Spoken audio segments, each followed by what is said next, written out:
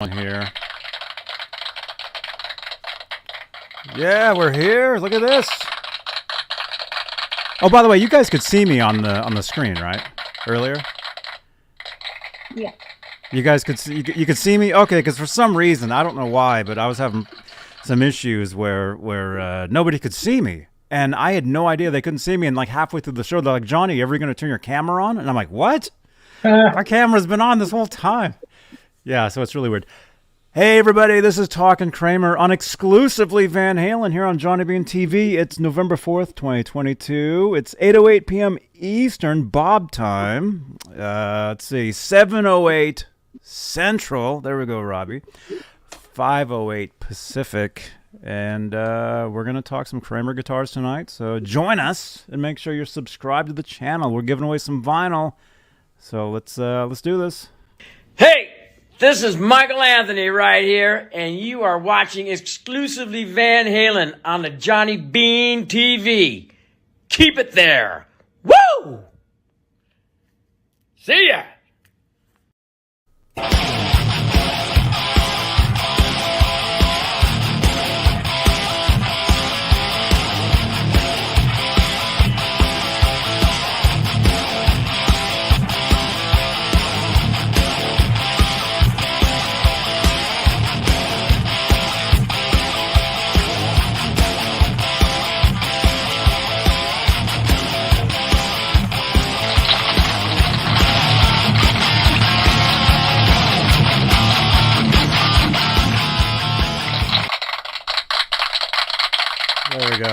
There we go. What's up? What's up, you guys? Robbie, dude, great to have. Where's the applause? Great to have you back, man. You were here last Friday, and people were like, "No way, Johnny, that was the greatest thing ever." We're gonna top that tonight because we also have Amanda Kramer guitars. This is amazing. It's going to be an just amazing show. So you guys make sure to smash that subscribe button and smash that thumbs up as well. By the way, we're giving away some vinyl tonight. You guys might notice in the chat there's a poll. We're giving away either Jump or what is this? Panama backed with Hot for Teacher. So you guys can vote in the chat which one you want us to give away. And we'll do that a little later on tonight. But, hey, welcome, Amanda and Robbie. How are you guys doing? How are you doing today? I'm doing good. Amanda, how are you? Born, ready, good. Ready to talk about guitars for who knows how long. Oh yeah. Is this the 12-hour show that we promised we would do eventually? Okay, right on.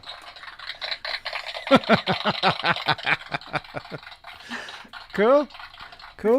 Well, hey, welcome you guys. And as you guys know, here we have a few announcements that we like to get through really quickly. Here on Johnny Beane TV on YouTube, we have channel members. And if I can find the official graphic for that, I will show that. Channel membership is a way you can help support this channel and support the shows on this channel. And the top tier, they get shout outs at the beginning of every show. And they're currently Stephen Franklin, Michael Smith, Music Therapy Laz, who is I believe he's in LA right now. Yeah, somewhere. They were hitting me up constantly. I was like, I have to do a show. Oh, I'd be careful with those guys. Music Therapy Laz, Majestic PB and J Cat, Thomas Santiago, Guitar Man 45, Sherman Callahan, Thomas Santiago again, John Moronic, R. Habs, David Allen Wright, and Warlag. Those are the top tier of channel members here on Johnny Beane TV, here on YouTube. And if you'd like to become a channel member, help support this channel, support these shows, you can do so by smashing that join button right below the 20 thumbs ups. Thank you so much, you guys. Donald, it's Kramer Friday. That's right, man. I see that. We're getting text messages. We get texts. There should be there's a phone number down there on the screen if you'd like to text in.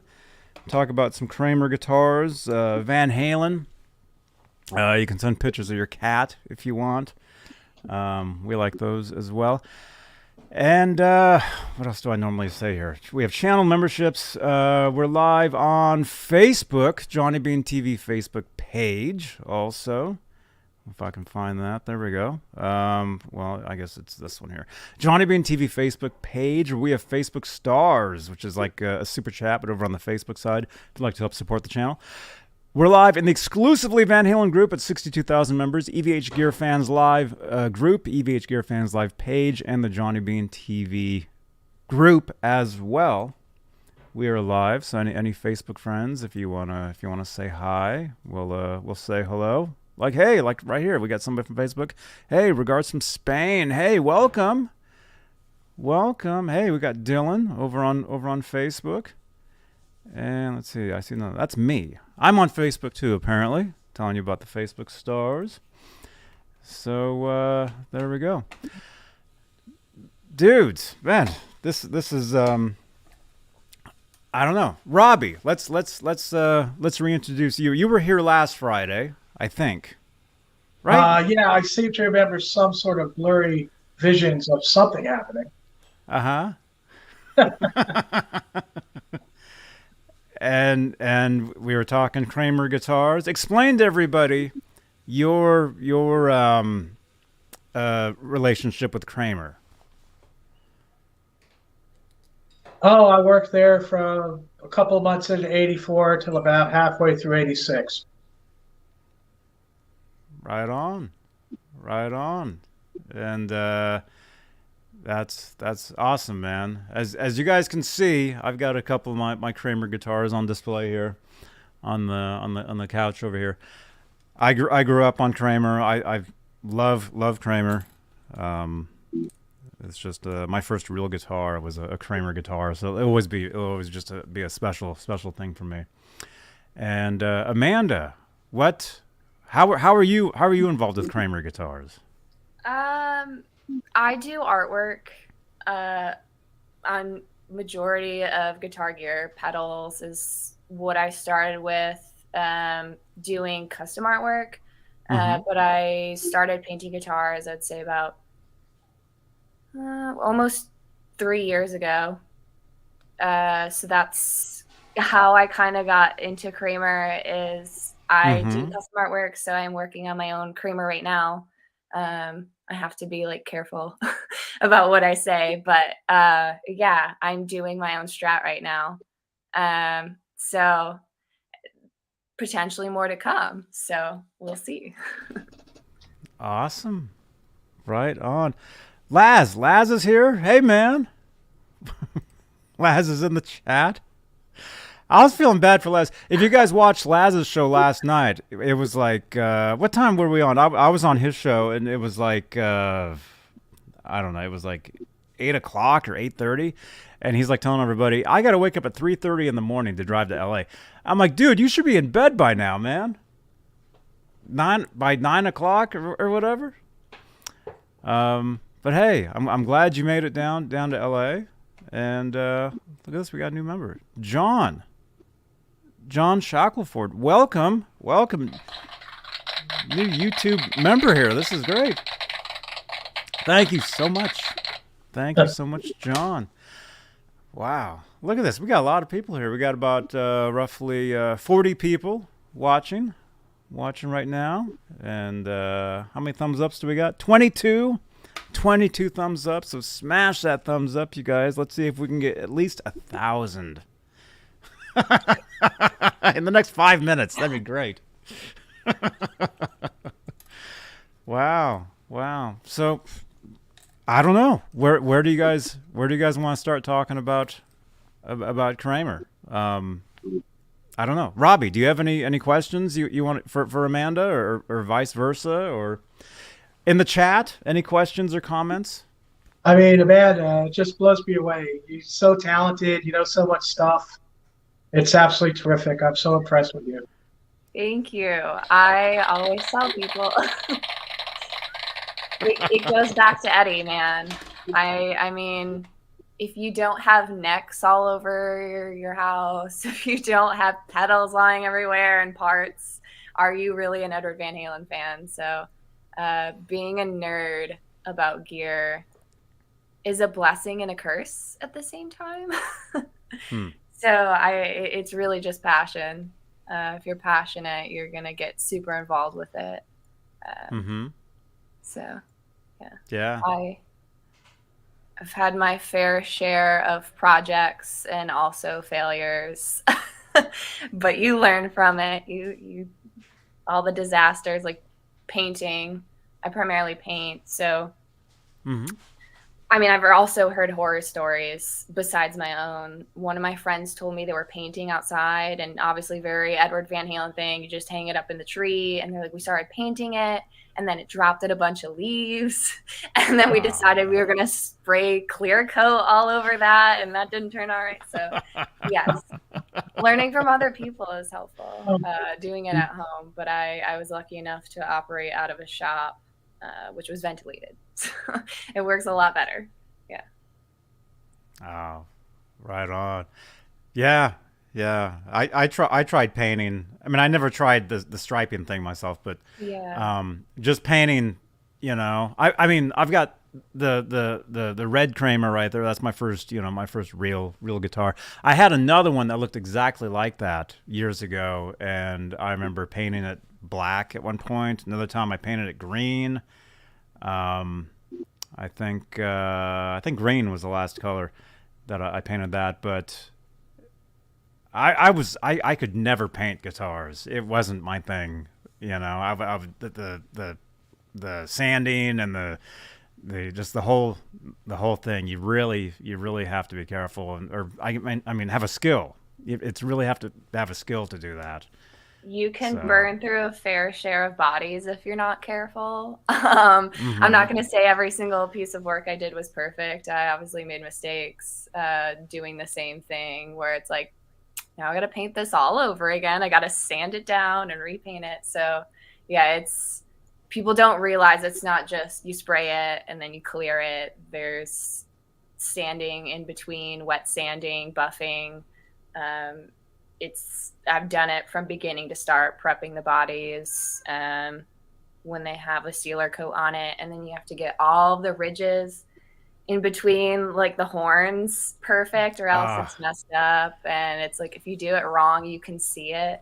I'm very meticulous about my work, so it's like if you hold up a horn and it doesn't curve perfectly, I have to do it all over again.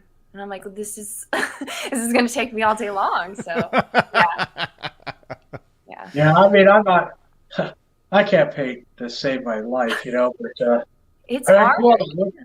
I can do all the woodwork, the prep, the sanding, and then I send it off because I want it to look good. I don't want to ruin it with me painting it, You have to have a really good eye because you get contamination, and people don't know about that when you spray it, and then even while you're spraying clear, it'll just attract contamination, which is like specks of dirt, and then you have to go in, dig it out, repaint it. And then you don't even know. So many. I'm sorry? You don't even know after you're done and it's curing. It could be 2 weeks, 3 weeks later, and then it develops a little spot, somewhere that you have to look at it with the magnifier, which is, something I do because I'm, cuckoo. But people don't realize that you get a body back from somebody that really knows what he's doing, and it could be 6 months later, and you'll notice, oh, here's this little itty bitty speck. Mm-hmm. I have to be very careful because I do artwork on guitars, and I'm doing a few projects right now. And I'm like, oh my God, if I clear it and then there's a massive contamination on it, it's going to potentially ruin my entire art piece. And then there it goes. So it's always terrifying to do it. And you're like, oh my God, this is going to mess up the whole thing. Someone said, share my artwork. I saw that briefly. Do you want me to show something? Yes, sure. Yes. Okay. Sure. Let me see. Who said that? Let me see. It was a while back, and I didn't catch the whole thing. Let's see. Well, hey, I'll say hello to some people. We got Rob Black. The official Rob Blackmore is here. Not only is he Rob Blackmore, he's the official Rob Blackmore. Jeff T is here, channel member. Do you really need sanding sealer? He's got a question. Do you really need sanding sealer? I'm getting ready to paint a Strat body. Jeff T is asking. The bodies that I've done for massive brands, they typically put like an initial sealer on it, and then we spray it white just to find any of the imperfections, and that'll protect it from when you spray it white to get rid of those imperfections on the body, because they're just cutting it out, kind of doing basic work. And it's up to, if you're a good painter, you got to catch all the mistakes in the body before you even start painting it. So that's just to protect it from the initial white sealer coat. You don't have to do it, but I typically do. And then when I spray a color, I spray sealer, and then I do my artwork, and then I put the clear coat on top. Cool. Do you put a stabilizer between graphic coats, if you have different colors and whatnot? Everything I do is just with acrylics. So like I said, it'll be that initial base coat. For instance, I typically like to use black, and then I just clear it. But the black, the sealer, the artwork, which is just me doing multiple layers of acrylic paint, and then a clear coat. So it doesn't need a sealer on top of the artwork, and it doesn't need sealer really in between. It's just the multiple layers of acrylic paint. But yes, cool. We had discussed earlier, especially with when you do water slide decals, and how meticulous that can be, because you can't get any creasing. Yeah. And then if you mess it up, then you got to redo the entire headstock.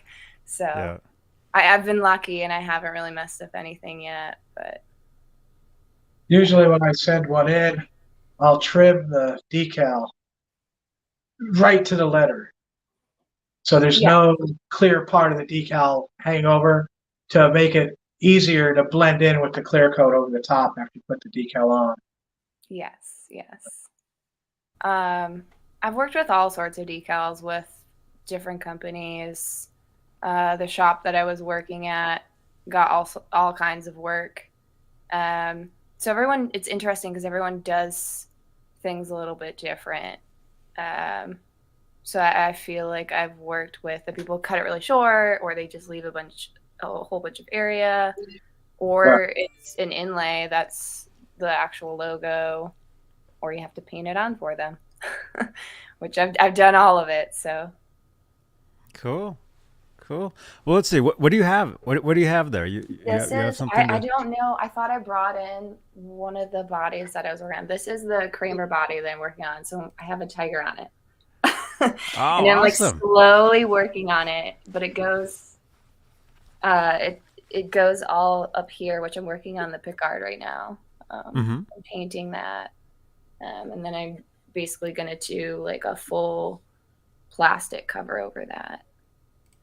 Cool. But that's what I'm working on right now, and I haven't done fur yet, like real fur. So I've been watching a bunch of videos on how to properly do it, because I'm like, for this, I'm like, I get one shot. I can't mess it up.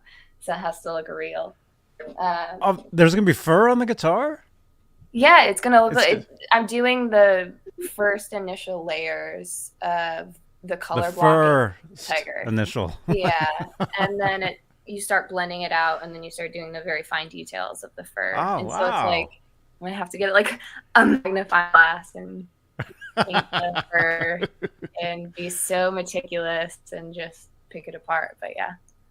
Oh wow, amazing. That's incredible. Yeah, they told me initially, like, we can't do any stripes on guitars, and I was like, yeah, you can. and because the Edward Van Halen gear owns the rights to striping, so Kramer is like, we talked about it, but we can't use it. And so if you see it, they're putting out the 84 bodies because they own those rights. And so they're like, can you paint, but no stripes? I was like, no, you can do stripes. And they were like, no, we can't. I'm like, yeah, you can. And I started painting a tiger, and they were like, oh my God. I mean, I don't think they were expecting that. I was like, I broke the system. You can still do it. Just different. Yeah. I was thinking like a zebra or something too. That too. I mean, if we're matching those overalls and the pants that he had back in '84, zebra, tiger, it's kind of the same thing. You can't do what George Lynch did because they already have the George Lynch. Oh. Yeah. Okay. So we can't steal his idea. So I had to go more realistic with it. Wow, that's awesome. That's amazing. The guy, I think his name is Dennis Klein. He did the original artwork for the Skid Row guitar with the snake on it. He passed away recently. Yeah, but they were able to acquire a lot of the work that he did with Kramer, so they can still use it, which is what you saw. They re-released that guitar. I saw that. I played one too. It was awesome. Oh, so cool. Yeah, I really love that green. It's so vibrant. They had a Kramer event back when I still lived in Michigan, and they had invited me, and I showed up, and there was all sorts of people there. Just complete shredders. These kids are like 15 years old and play better than I do, and I've been playing for 20 years. And I was like, I guess I should go home now. This is why I paint guitars, I guess. But yeah. I'm like, I can tap, but these kids are just so fast. And I'm like, do I have arthritis? Like, what is this? So yeah, that was incredible to go and kind of hear what they're trying to do with Kramer, and not only bringing it back to the public, but there's a lot coming in the future for Kramer, and it's super exciting. A lot of these custom guitars they're doing with people, it's going to be really cool. Yeah. Awesome. So was that an official Kramer event? The thing that was at Huber Breeze, which is in Fraser, Michigan. Like where is it? They're an incredible shop. They get a lot of master built guitars there, and the people who own that shop, like, oh my gosh, they know so much about vintage instruments, and that's typically like my primary focus is the custom shops and the vintage. And yeah, I learned a lot from them. There's actually a guy who works there. His name is Paul Kramer, and he played, I think he was endorsed. He played for Kramer because he was showing off his like promo ad that he had, and it said Paul Kramer. And I was just like, wow. I feel like I should be honoring you. What? Yeah, like, so much cooler than me. What? So yeah, he's such a good guitar player, and he was there. There was a bunch of other people from Kramer who were there, and that was back in April. I think I have pictures of it. I can show you. Someone had a striped Edward Van Halen car. Everyone's like, "Is that your car outside?" Oh wow! And I'm like, "No, that's not my car. It's just my car." I'll find it. Yeah, I used to see Dennis Klein at the factory. Oh, really? Did you ever meet him? Well, I talked to him. Everybody kind of mingled there. Yeah. What was the atmosphere like when you were at Kramer? Well, there wasn't many people there. Okay. There might have been maybe 20 of us at the most at one time. And then there was the other side of the shop that did the woodworking and the sanding and stuff. Yeah. Where was the shop back then? It was at 1111 Green Grove Road in Neptune, New Jersey. Oh, okay. I don't know why I thought it was here in California. Well, a lot of the the airbrushing Dennis Klein did to the bodies, he would clear coat over his airbrushing. They didn't go back into paint for clear. And that's why if you get some of these really old guitars that he did, the clear coat, tends to be pretty fragile. Yeah. Yeah, so a lot of my early stuff that I did is like that. It's just a very thin clear coat. Sorry to anyone who has my stuff. it was fine, probably 5 to 10 years, Yeah. When you get into 40 years old, it gets a little bit brittle and whatnot. Well, that's I mean, if you look at all of the guitars from the 50s and the 60s that are Fenders, I mean, from what I do know about Leo Fender is he was a stickler on money, and so they probably tried to use as little paint as possible, probably just primarily acetone and then the color. So when you play those like 57s in the 60s, there's a reason why they just fade. You just go through the paint. It's because there's not really that many layers on it, and it's so thin. Well, plus, but that's why the tone is incredible. The resonance is so much better on those things because there's no paint. Nitrocellulose is kind of weaker too compared to like poly that they were sprayed at Kramer. Yeah, you're right. You got to be really careful if you're polishing that out. You use just a little bit too heavy grit in the in the polish, you're going to go through.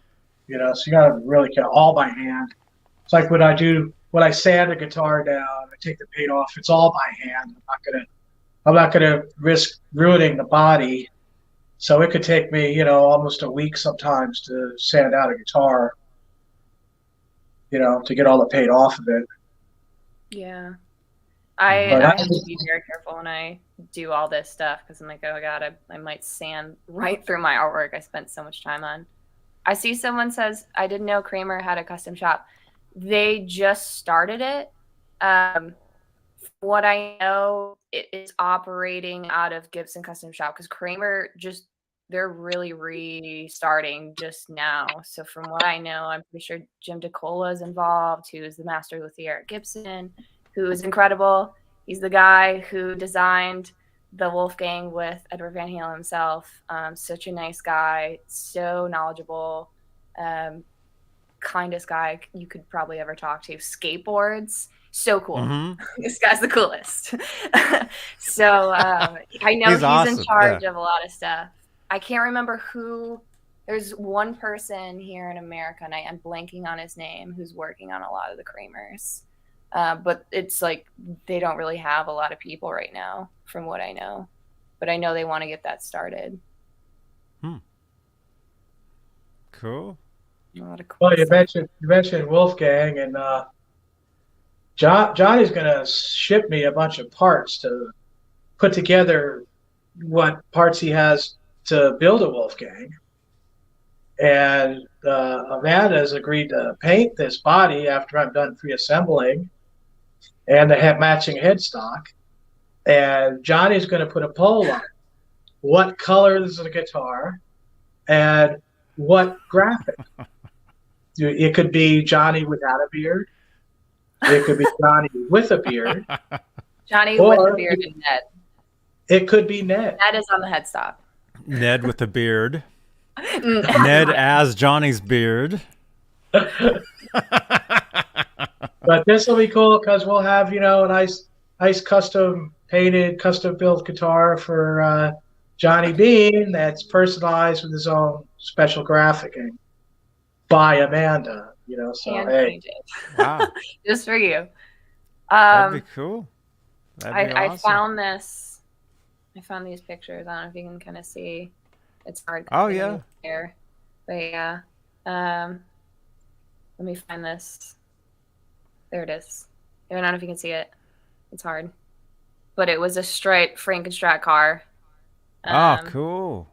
Yeah, it's hard to see with the glare. You can see it. No. Disappeared. But yeah, that was a really cool event to just network with people and everyone at Gibson is incredible. I mean, they've kind of regrouped as a brand, I feel like, with a whole bunch of new people, and everyone's just a mecha nerd. So everyone seems to get along, and all the players that play Gibson are really, really cool people and just super nerdy. So I'm excited to see that Gibson's doing a good job with Kramer and bringing it back. And it's not like the glory days, but pretend. the OG over here. I have to know, were you at the factory when Edward was originally there? Oh, yeah. You were there? Yeah, I talked to him kind of often, actually. I learned a lot of stuff from him. I did. I knew exactly what his guitars were built out of, you know? Yeah. Man. Do you want to trade lives? I'll restart. I'll restart. I want to work. I don't know. You mentioned arthritis before. I've got it really bad, so that's the only reason I build these guitars with like 30-second action, so I can actually play them. Yeah, I play with a lot of really light strings, and I played a lot in my childhood, nonstop. I would like fall asleep playing on the floor. So I was always a Strat player, though. Always a Strat player. My first guitar was this blue and black Strat, which I still have. Only 150 were made, which I think we had talked about this. Like when they do custom guitars and limited edition guitars, how many do they typically do? Mine's one of 150, and I have number 51, I think. 5150. No, but I replaced all the pickups in it, so it sounds better. So it's got 76 and 78 pickups in it off of a real Fender Strat. It sounds great. Wow. Yeah. What kind of guitar is it? Your first guitar? What kind It's is a Squire. It's just a Squire 20th anniversary limited edition. And you would think like Squires, nah, they're not good. But I've had so many people go, oh my God, I actually owned one of those. Those are great. Yeah. I've been saying that for years too, because my first guitar was called a Squire Bullet. Yeah, it was like a 1983 Squire Bullet, and I got it in '87. And was it made in Japan? You know? Yeah. Those it's a made in Japan. Those early Japanese ones are so good. I know. I've been saying that for years. Finally, someone else agrees. They're so good. Agrees no with one that. understands. Yeah, they're awesome. Yeah. I mean, although nowadays pretty much anything from Japan is like really sought after. People are really after a lot of the Japanese stuff. I've owned a lot of those early 80s Ibanez pedals. I own a lot of the early Boss pedals. You mentioned Andy Summers, and I own a lot of the pedals that he used in the Police. Yeah. Because you brought up the Memory Man, and I think he used the Boss CE2, which I have. A lot of people use that pedal. Just the early 80s in terms of effects, all the way back to the beginning of pedals. You just can't beat it. I've owned a lot, especially those like Electro Harmonix ones that are like this big and they're tiny and you have to plug it into your amp. Yeah.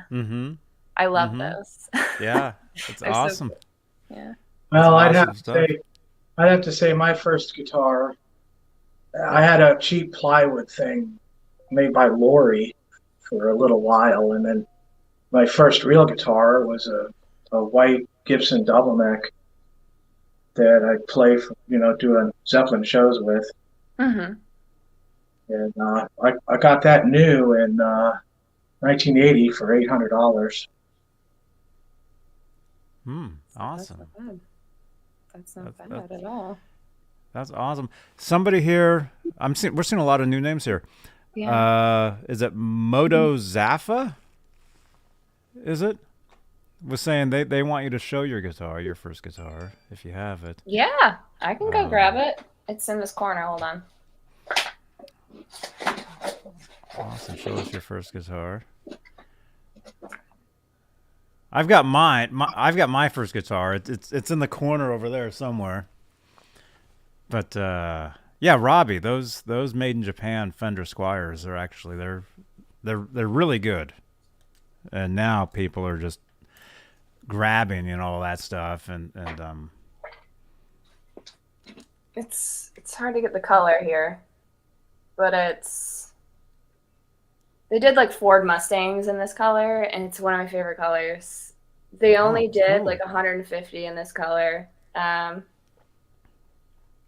These two are off of a 76 Fender Strat, and this is off a 78. So it sounds very hot. But I love this guitar. I've owned it for a very long time. It was made in China, so it's not like it's the best one, but it feels great, and I actually really love the neck.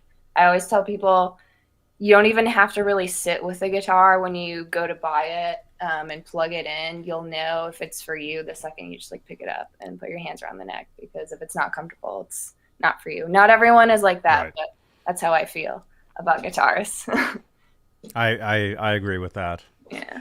If you pick it up and it feels right, you don't even have to plug it in, because you can throw in, your favorite pickup into it. You can always fix it later, whatever. But if it has that, if there's something about it right away, just acoustically even. I saw there's some Berettas that are, I don't know if they just came out or they've been out, but they're that canary yellow, that banana yellow. And I really want one, but I'm getting into winding pickups. That's my next route, is I have to be exactly like Edward Van Halen and do everything like it. So I want to get into winding pickups. And there's a guy I know, his name is Mauricio, and he's so talented, and he builds amps at Fender, but he winds pickups, and I'm like, please teach me so I can do one. And hopefully design my own pickup. That's my next route. And then stick it in the Kramer. So Johnny, that's what I'll do for you. Right. We'll make your own pickup. Right. This is awesome, you guys. That's the next route. That sounds amazing. That definitely. Wow. I'm catching up on all these questions. Yeah, that's what I've been primarily getting into, is designing my own pickup. But you have to do it in a way that hasn't been done before, which is hard. So it just takes being creative and honestly innovative, which it's hard, because we're getting to the point where everyone's done everything with a guitar. So how do you do something with a guitar that's never been done before? That's kind of where my art comes in a little bit, but yeah, with the pickups, I have to be a little bit more, do more homework on how to do what I want to do. So it'll be fun. And then I'll make you one. Awesome. Well, thank you. That'd be awesome. That'd be great. And so my question becomes, there's the rumor of Edward Van Halen actually hand wound his pickup. People think he actually like turned the wire around the poles himself, or did he get like a pickup winder? I think something came loose when he was trying to pot it, and he just like wound it a couple times by himself, because if it's Edward Van Halen, he's doing it in his garage, and it's just super low key. So I think that's what it is. I don't know what you guys think about that, but there's been a lot of debate within the guitar community of, did he actually wind it by hand, or was it just the wire going around the poles as he had it on a machine? What do you think, Robbie? Well, if you want to pick up, you got to have one wire. If the wire breaks, the pickup don't work. So he wouldn't have had to have wound the whole thing. I would imagine that was in his younger days, because by the time he got 81, when he was hanging out with Kramer, before he endorsed him, but he was still there, putting necks on his guitars and stuff. And like those Japanese craftsmen, I think they were the best, And once he met Seymour Duncan, then it was like Seymour can wind a pickup, Yes. I think once he found people that could do stuff like paint the paint the 5150 or the Ad Frankie. He wasn't going to tape and spray it unless it was some sort of publicity thing. Yeah. Then he would do it, but yeah, those early days, he was something. Plugging a Variac into the wall and blowing the circuits in the house and stuff. Yeah, I mean, just totally destroying that 57 Les Paul. I mean, it's crazy, but it's great. Yeah. What he ended up doing. And speaking of Japanese craftsmen and golden years of guitar neck making by handcrafting guitar necks, I think ESP probably made the best necks from 1979. That's when they started production in America, 1979, to probably about 1984, 85, when they started making their own guitars. Oh. Right? Till then, well, at least in 1982, they were getting necks from ESP, and they were parts necks. They bought them as parts from ESP to use on Kramer guitars. And this was in the experimental stages of the Beretta. So they stamped the back of the heels of all these necks. If you buy a Grail guitar that they only make 200 of, where Eddie's standing there with the, with the picture, with the guitar, holding it like here because the paint's still wet on the body. Yep. Those are all parts necks. If you buy a Grail, you take the neck off, it's better be stamped ESP in black letters on the back, or you got ripped off. Somebody probably took the real neck off, put another one on there that was made later, and that way they have something else to sell for more money. But like this particular neck on this guitar, this is a reverse banana ESP non-tilt from 1982 with the R5 width, and it has a R4 nut on it. That's something that Edward would do too. And it's got this is a rosewood fingerboard. It don't look like it because it's so dark. It's a very high quality rosewood fingerboard. And it's one piece quarter swan maple. And you had to have like an 8-inch wide piece of wood to cut this thing out. Now this was rejected. The reverse banana was rejected by Kramer in 82. About the time when these necks were sent there first. Yeah. And this body is experimental body from 1982 that Kramer also rejected because it's not sanded. The curves aren't sanded on it. Mm. It's made by Sport, so you can see how the there's like angle on the I see you see the angle on the curve. Uh-huh. Mm-hmm. That's from the pin routing and hand sanding that Sports did in 82, and they made this experimental body. You could see it Sports. You could see the extra, the extra route for the spring clearance. Oh yeah, look at that.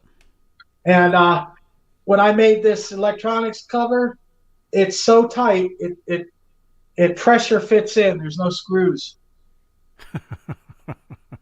So this is kind of the guitar that shouldn't exist. It's got the first run flat black Floyd, and of course the 78 Seymour Duncan custom shop wound by Marcela Juarez, swear by her. And I was just fortunate. This body got sent to Gibson, and when they sold the company, this wasn't a fire sale body. It's a 2-piece maple seam coming right down the middle, and this got sent to Gibson. And some guy at Gibson that worked in Tennessee, that worked in a paint booth, he took it home, and he put this horrible paint job on it. He also put inserts in it, which I had to fill. Yeah, I filled those inserts and drilled the regular studs in it, Uh-huh.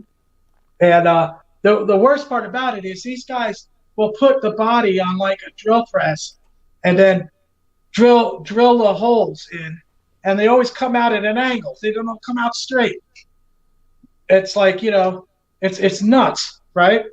This guy had painted a George Lynch paint job on this thing, and it was so horrible. It had all these cracks. It must have taken me at least a couple weeks to sand the paint off of it, And I had to do some work to the body. I had to drill like almost all the holes. It was pre-drilled in the narrow neck plate dimensions, and that had the pre-drills. It was just pre-drilled. It wasn't drilled all the way through. And Johnny was mentioning how you got to have a special screwdriver to do your claw.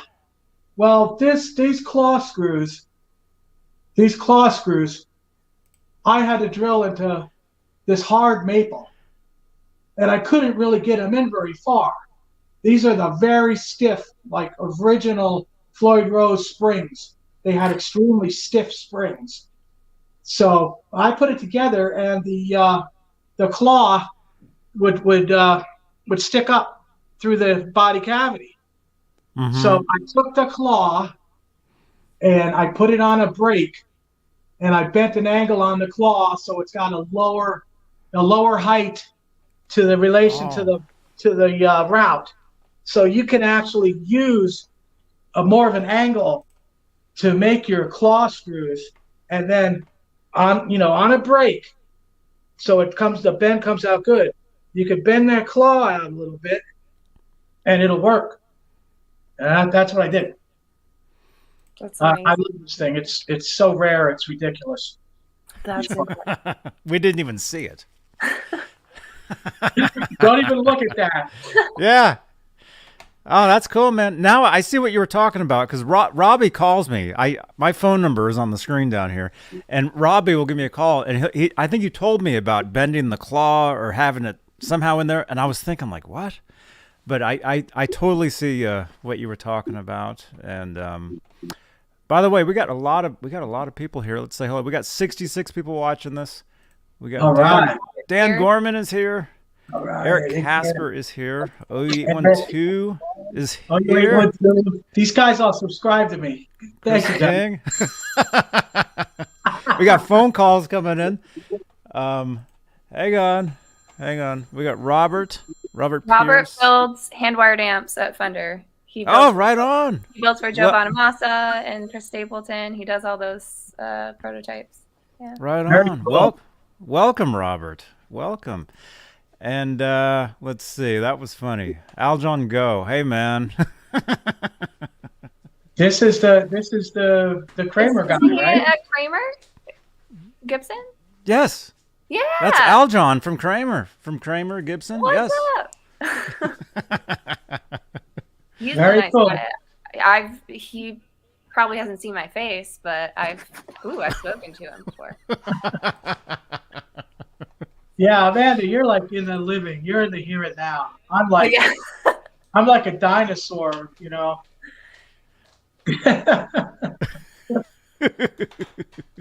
He's so nice. Everyone I'm here on the camera. Everyone I've ever talked to at Gibson, including the artists, the most incredible team. The CEO of Gibson is the nicest guy. I was at a party and he was just like hanging out, and I walked up to him and I introduced myself, and he's like, hey, like I think I know about you. And I showed him my uncle's Eddie Van Halen pictures, because he's playing a Les Paul, and he was like, I've never seen these before. And he was such a great guy. So Gibson should feel very lucky that they have the most incredible team of builders, all the way up to their CEO, who I think is like the perfect representation of what a CEO should be at a company. Like, he just showed up to this party. Huber Breeze is a store that, like I said, sells custom shop guitars.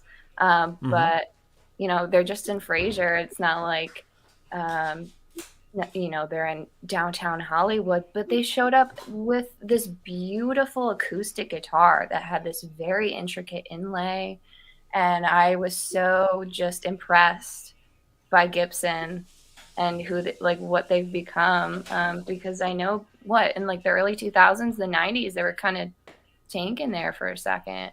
But being from Michigan, I lived about an hour away from the Kalamazoo plant.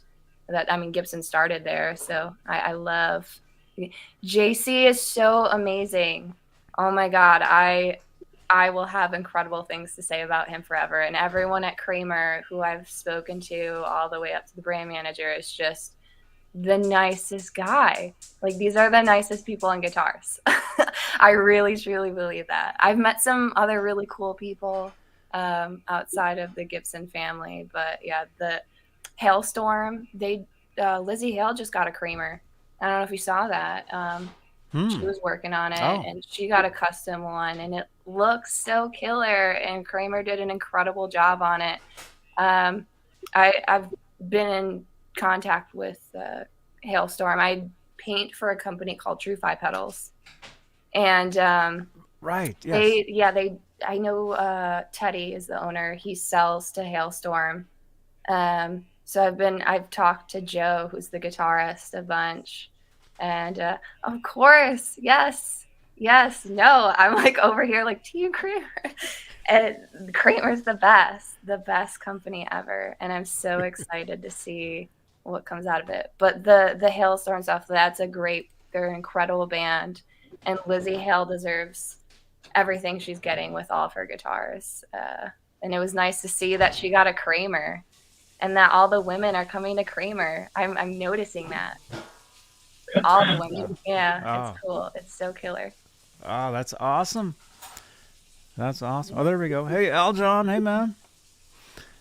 Lizzie is a great artist. You'll see them soon. Plus, you never know when our collab with Amanda will be coming. Man. Right on. You know, I will say, I saw Hailstorm back in December. They invited me. They were so nice enough to invite me to their show. And it was the first time I saw them. And it was in December of last year. So we were coming out of, COVID lockdown really with those first few shows. And I was so blown away. I had never seen them before. And I just had like goosebumps. I rarely go to shows anymore. And if I do, it's my friend's shows out of support. So, which, I mean, for me, that's really what it was. But it's rare that I'm just like, wow, this is one of the best live shows I've seen in a very, very long time. So if you haven't seen Hailstorm, you have to see Hailstorm. One of the best bands ever that are playing right now.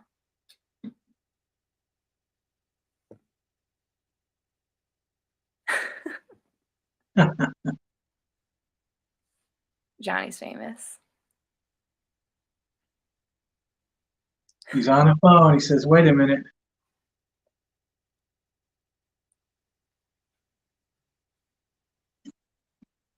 Wait another minute. I'm reading all these comments. I can't see the chat, but I'm sure they're terrific. This chat room, these people in this chat room are absolutely terrific. They've helped me so much.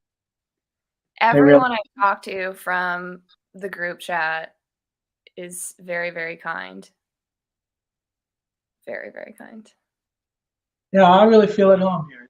These people have really helped rise me up, and I mean, I'm doing a lot better, and just being involved in this and the whole YouTube thing. All right, I'm back. Sorry. I thought that would be a call for this, but it's for something else. Although it's related, because the words Eddie Van Halen were mentioned in that call. There you go. Then that's something else that's Robbie. I told you I'm always busy. Thank you, Aljon. Yes. Let's see. What was I gonna say? Man. Yeah, this is awesome. I'm a huge fan of Kramer guitars, and my first guitar. Well, my first guitar was a Squier Bullet, made in Japan, which I love. My first real guitar was this red Kramer right here, Focus 1000. Because it had a Floyd Rose on it, and I'm like, yeah, awesome, awesome. I Go ahead. I don't know if I should show or tell people what I saw yesterday. Sure. I went to the Hard Rock Cafe and I saw the Neptune. Yeah. Oh, right on. Yeah. I mean, you can't really see it, but I obviously went and walked up to it, and I tried to stand as close as possible I wish I could touch it, but especially when I was working on painting this Kramer, like initially because it's a 90s focus. Like I just wanted a prototype body because I'm like, this is the most Edward Van Halen thing I can possibly do is just repaint a body. So when I was painting it, I totally felt like that magazine where he's in Japan and he's like spraying it in the booth. But he's using black, and so I was using black this time, and I was like living out 13-year-old me's dreams, right? Pretending to be Edward Van Halen, as all of us do. Let's see. Yeah, let me. This is the part of the show where I stand. Usually, I sit half and I stand half for these shows. Yeah, I've been there too. I've seen it. That's so cool. Yeah. The Neptune. And the thing is, if any of you guys, if you don't know, if you've been to the Hollywood Hard Rock Cafe, if you walk in there, you walk straight back, and the kitchen is right there. And they have this Van Halen guitar sitting there, or not sitting there, it's like on the wall, but it's in this case, and you can walk right up to it. It's like you can almost touch the guitar, but you can't, right? Yeah. Like you can see the front of it, you can see the sides of it. And it's this particular one right here. So that's the 1983 one, Johnny? Yeah, that's what Kramer, what us Van Halen nerds call the Neptune, because that was him putting the guitar together at the factory. Because I saw him in '84 spray paint black stripes on 2 of those. So there are 3 of them in existence, at least. We have to find them. Yes. Where are they? Who has them? I don't know. He screwed it together. They came out of paint booth with the red and the white stripes, and then he like taped off and just sprayed the black stripe, and he went too close. He made the runs and the blobs on it. But I actually saw him do 2 of those. So that's so they're out there. Wow. I saw it. Well, yeah, we have to find them. Oh yeah. Definitely. The one thing I love about Edward is even up until I think it was like 2010, I don't know if it was Charvel he did that line with, where he was painting his guitars and then like giving them out at certain Yes, yeah. During the 2004 tour and 2007, 8, maybe even 12, maybe or maybe not. They had at first they had what was called the Charvel Art Series. Yeah. And then he would custom paint like one of a kind guitars, and then they would assemble them, and then he would play 1 or 2 songs with those guitars, and they would auction them off on eBay. Yeah. So that's what those were. It's important to mention that Charvel was bought by Fender in 2002. So the art series were actually made by Fender. The EVH has always been Fender. Yes, that I know. Throw that in there. People that think that he worked with Charvel and all. At that time, it was already Fender. Yeah. You know, and that's how we got with Chip Ellis, I'm pretty sure. Yeah. So, that's like, my pirate thing. Arr. When all the corporations come in and buy everything, yeah.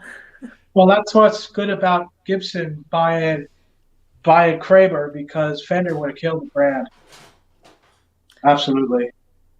They own so much right now, but I'm personally very thankful that Gibson owns it, because I love being able to write Jim DeCola and ask him questions and know that he'll answer my questions, and they're nerdy questions. So I feel like I have like insider information, and it makes me feel special. I mean, I'm sure he would tell anyone, but yeah, they do an incredible job. Sorry, losing my voice. Oh, no. Doing with everything with Kramer. Yeah, I am like speechless, because it's way better than you think it is. I really think that Gibson should be proud of themselves. Awesome. So is it time for an Uncle Robbie story now? Yes. Sure. Tell us. You sure? All right. Yes. So when Yes. I was a senior in high school, I lived in Howell, New Jersey, with the Howell High School, and Mm-hmm. I used to jam with this guy in the basement, and that's where I got my first, you know, 7100-watt Marshall Super Lead for a cabinet, you know. Yeah. And at the time, I was playing a La Pole, right?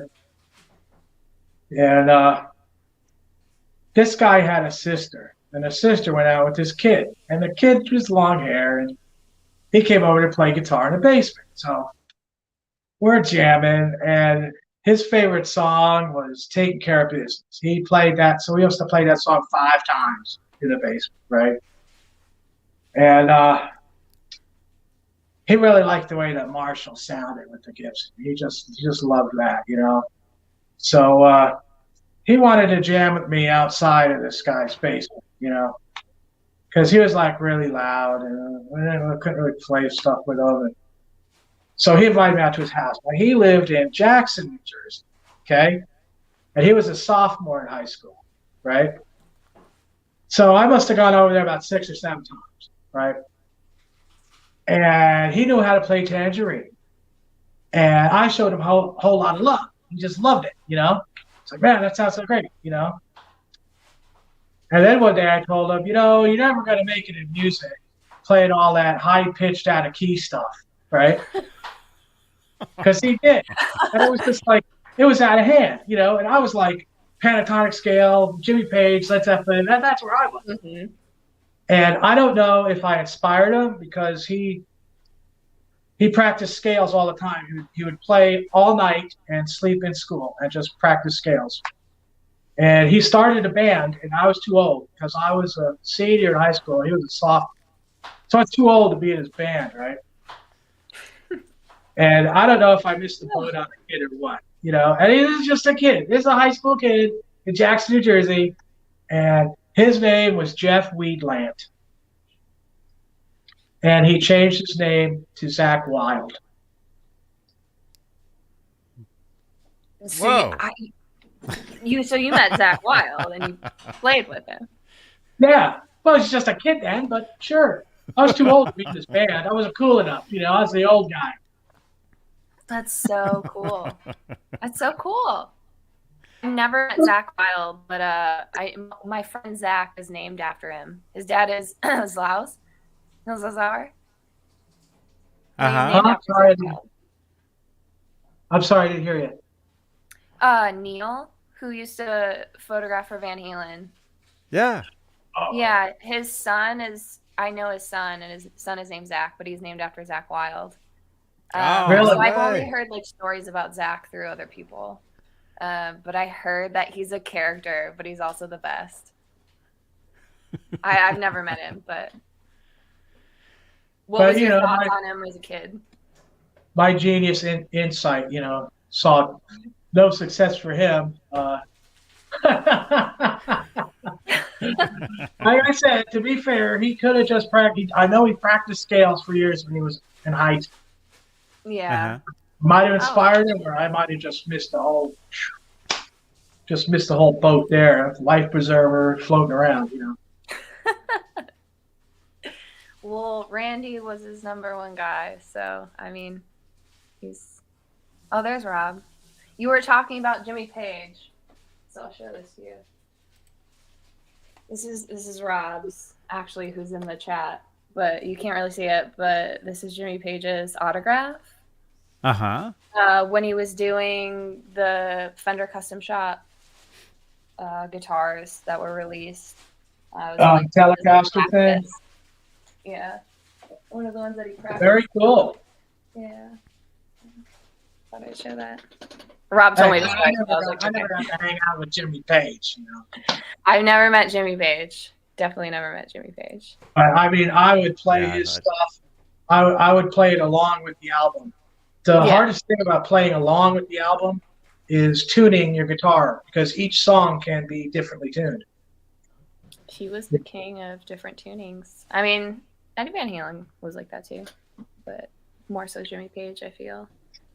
Eddie was just a regular guy. He didn't think it was anything special. He didn't really act like it. why I love him.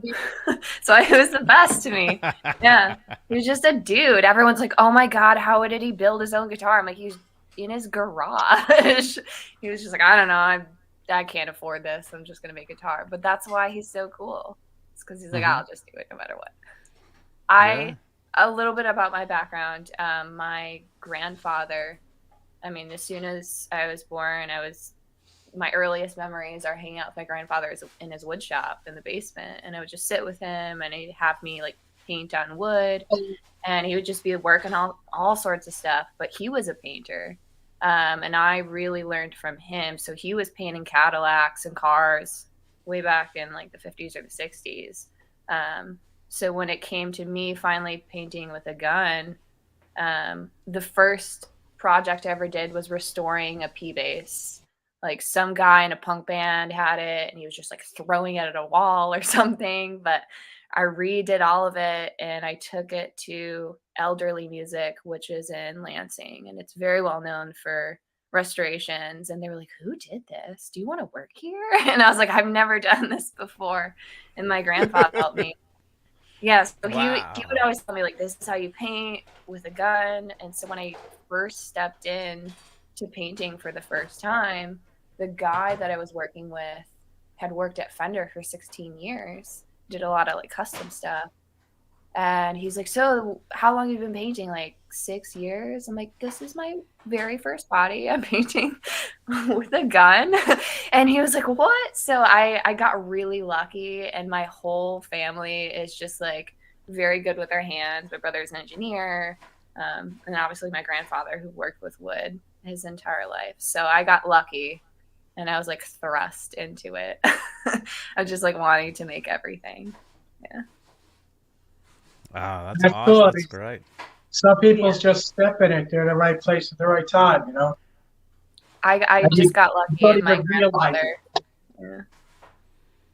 So cool. You were in the right place at the right time. You got to be in Kramer in 82.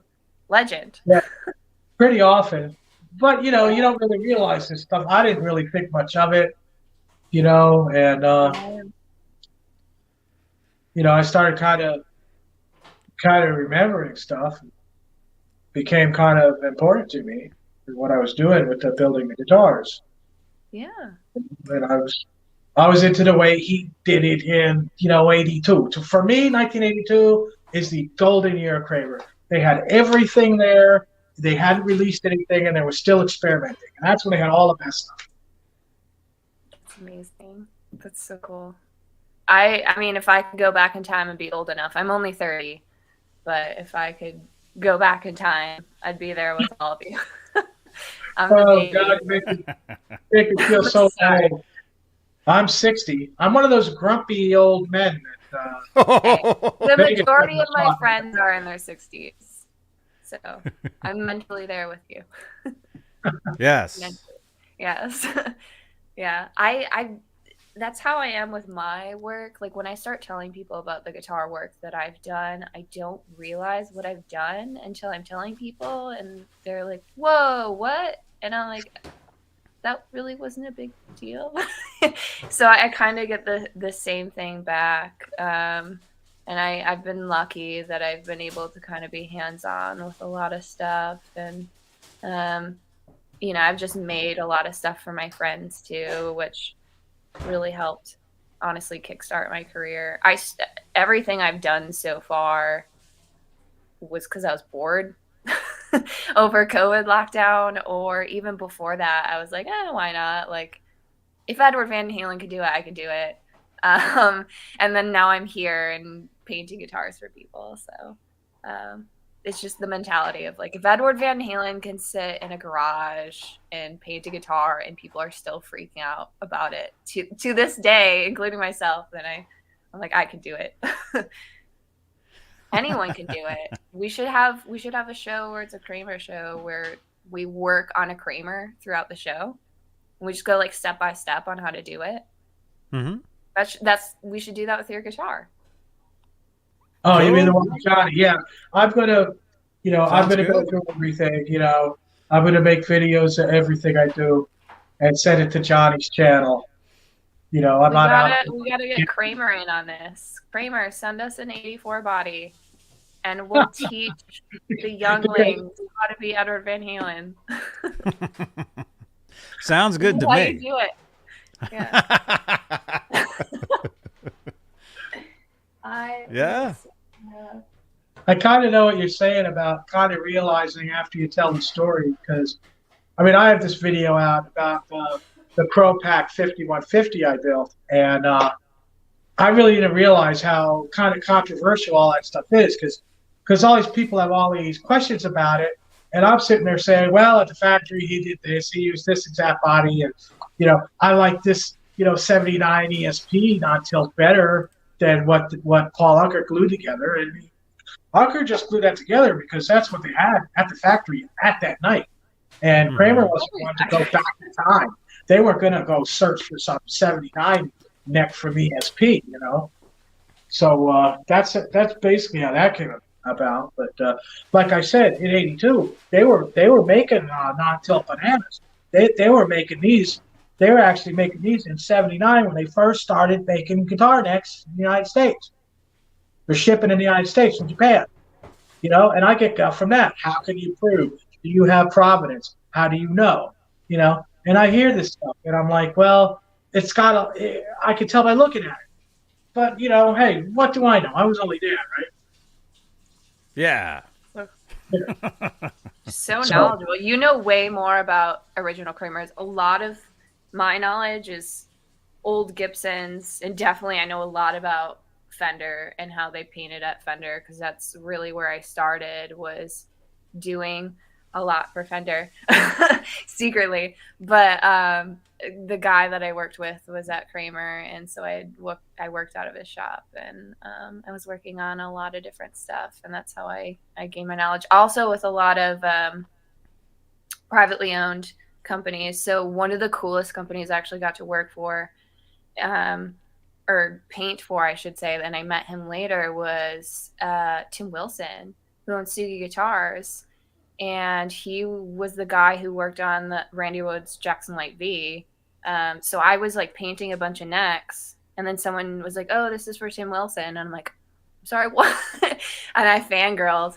So I know a lot of different stuff, but it's so interesting to learn about Kramer because they were really their own thing. They started, I know they started in the 70s. And it was like a completely different look and brand, but it wasn't really till the 80s they picked up. Yeah. But Sports was making bodies for Kramer even back then.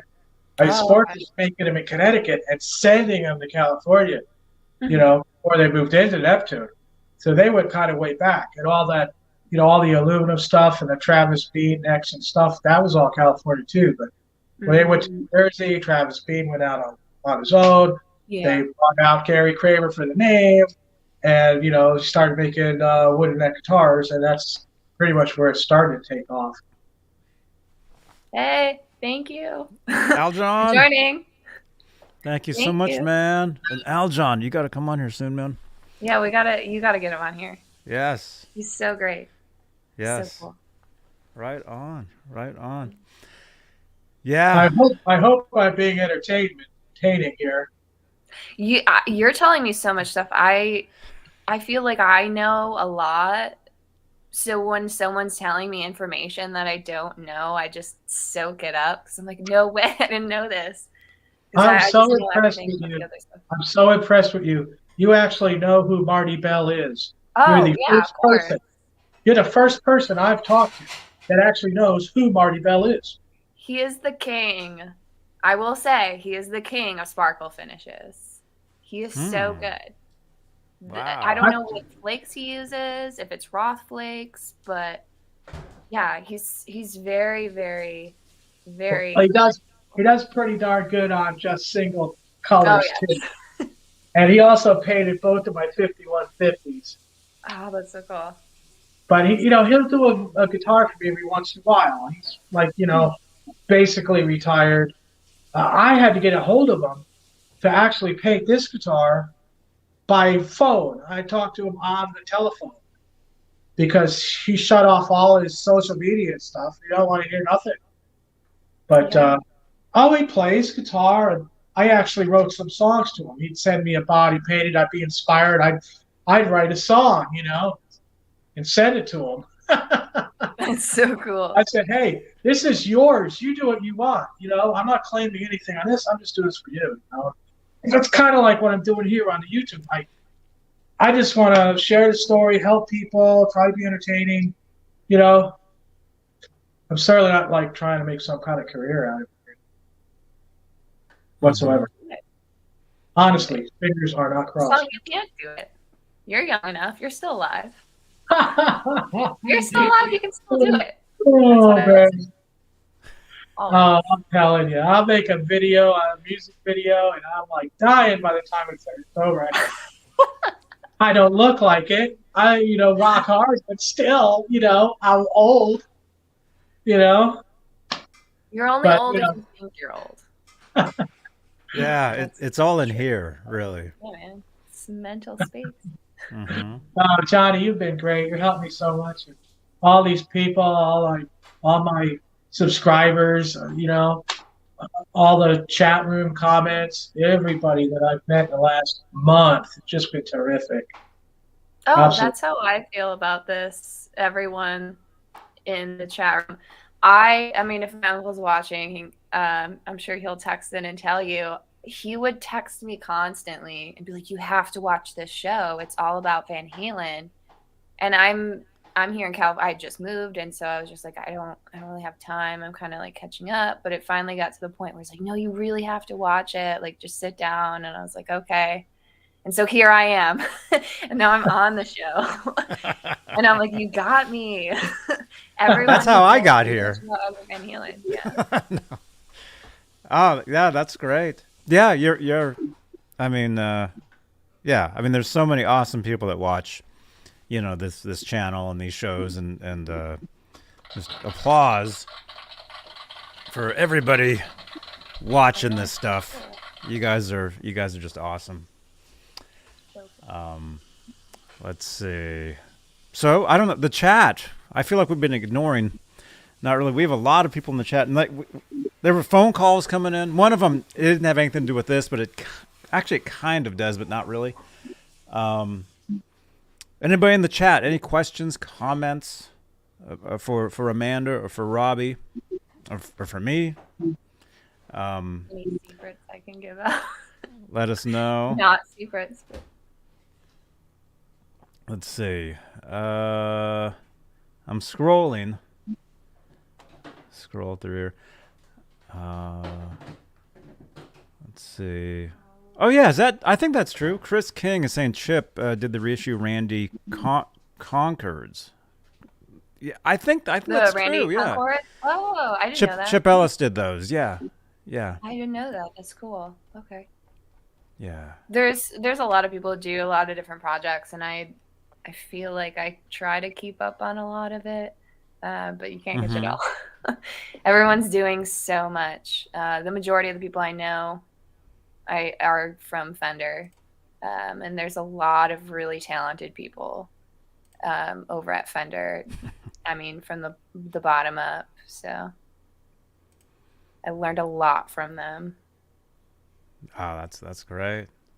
That's great. Rob Blackmore official. Hey Johnny, does anyone know who made Univox? I thought Univox was their own thing. I don't know if that's true. Yeah, I'm not sure. I'm not sure. I've got this Univox synthesizer that's pretty weird. I thought Univox was from Japan and that they were kind of their own thing. I don't know if Boss bought them or what it was, but I'm pretty sure Univox was Japan. Yeah, this is just off the top of my head. Yeah. Yeah. Because I have the Univox EC80, which I showed you pictures of. Edward Van Halen had two of them, so the eruption sound, that delay, was the two of those running at the same time. And I have one. I don't have the two of them. I'm huge into effects, So it's like if Edward Van Halen had it, I have to have the real thing.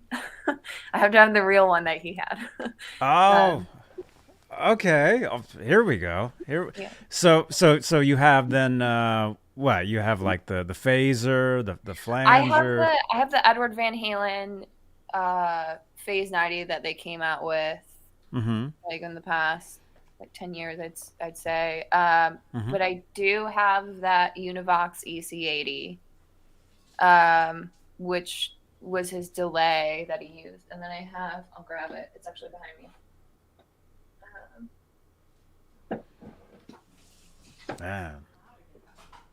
Of the original, even in the box and everything. Oh, cool. Even with like the original receipt in there, it's got all the stuff. Is that the receipt that you bought it from, or it was just in there when you got it? This was in it when I got it. I got it at they do like a vintage show in Costa Mesa every year. Right. Yeah. And I got it there. I've gotten some really cool stuff there. But this is where I got it, and I needed to get it. But it's that original MXR flanger. Oh, wow. Yeah. Super heavy. I had taken it apart, and you can see that there are some pieces that were replaced inside. I have a question. Can you fix those? Yes, you can fix pedals, but it's very hard to fix pedals. I only know 2 people who do it. Wow. Yeah. Yeah, because I have a few of those. Like those. I used to buy years ago, going back 20 something years ago.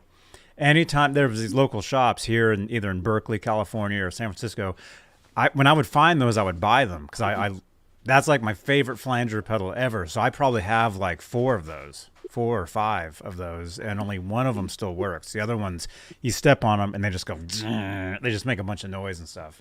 I know 2 people who can fix it. There's Alchemy, which is in Chicago, and they do like really good work. And then there's a guy I know named John Franco, and he used to be an apprentice at Ernie Ball Music Man, and he techs for the original singer of Skid Row, Sebastian Bach. I don't know why I was blanking on his name suddenly, but he techs for him, and he works. My brain's like he techs for him, and he works on pedals, and he fixes stuff. He's fixed some stuff for me. He's great. He's taught me a lot too. He actually taught me how to build this, which I was showing you. Decided to build my own pedal. What is that? What does that do? It's called May I, and it's basically a copy of a Rangemaster. So you can see it here.